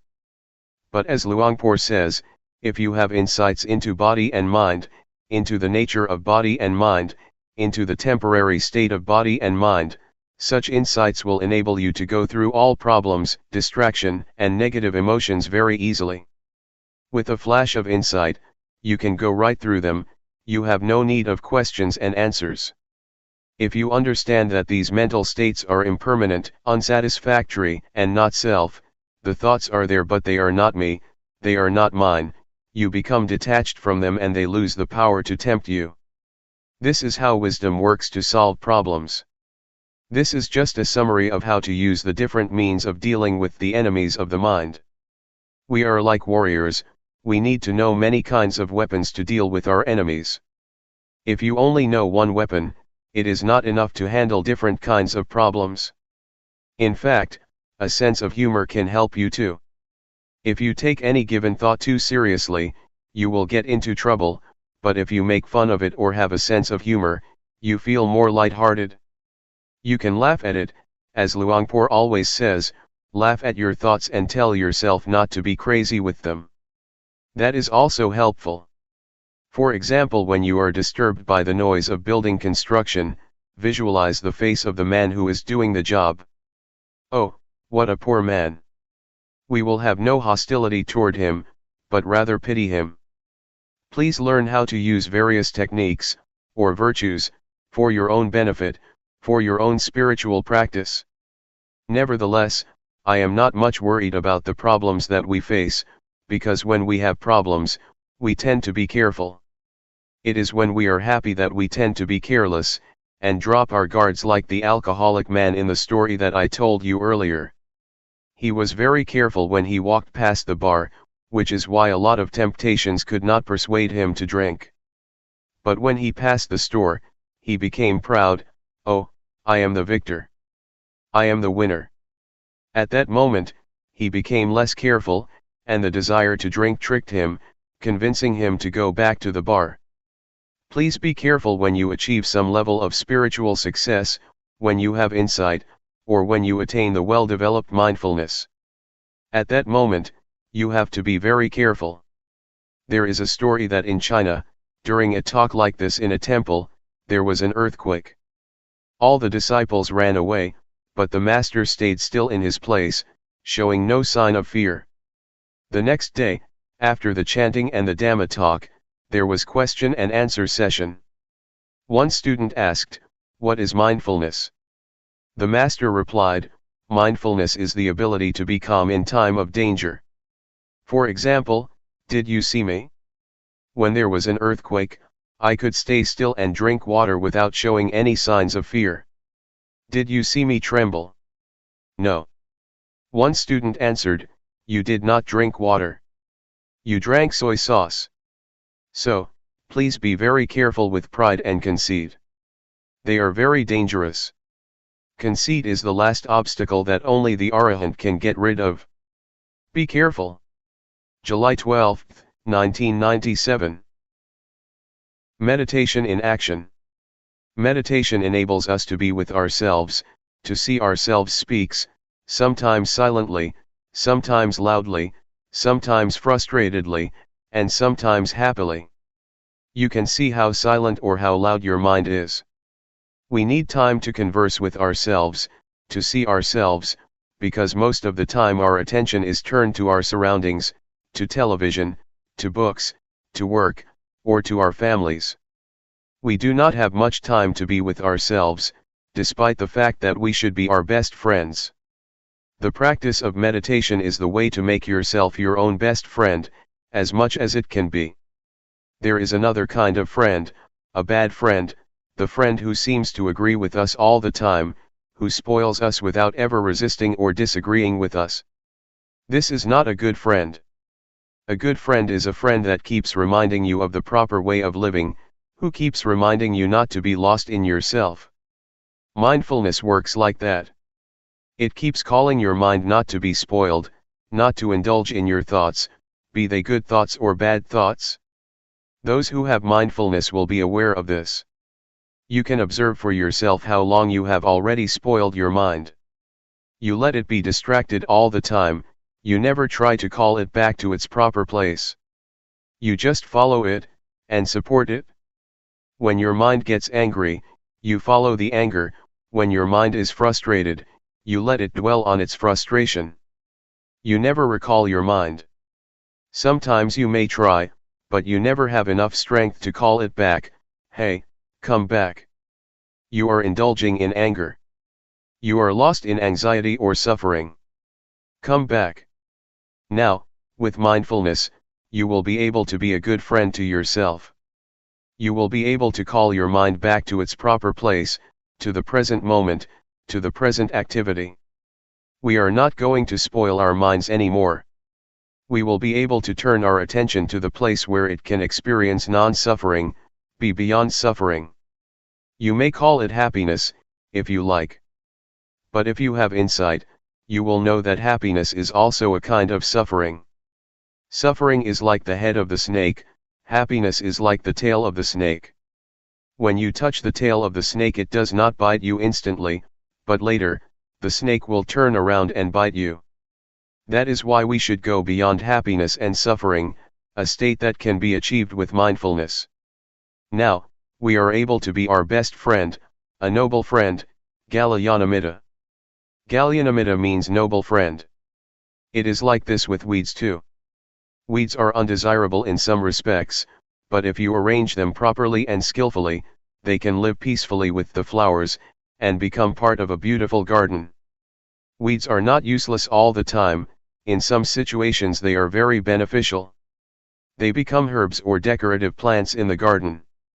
Learn how to arrange the ugliness or the undesirable qualities in your life properly and skillfully, so they can be transformed from harmful to beneficial properties. Anger can be transformed, anxiety can be transformed, jealousy can be transformed, hatred can be transformed, but these transformations are not possible if you do not know how to come to terms with them.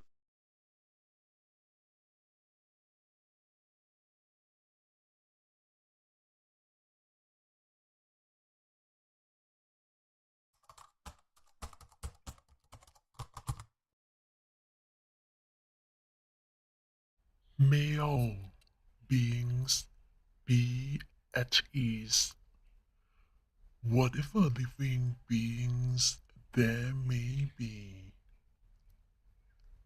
whether they are weak or strong, omitting none,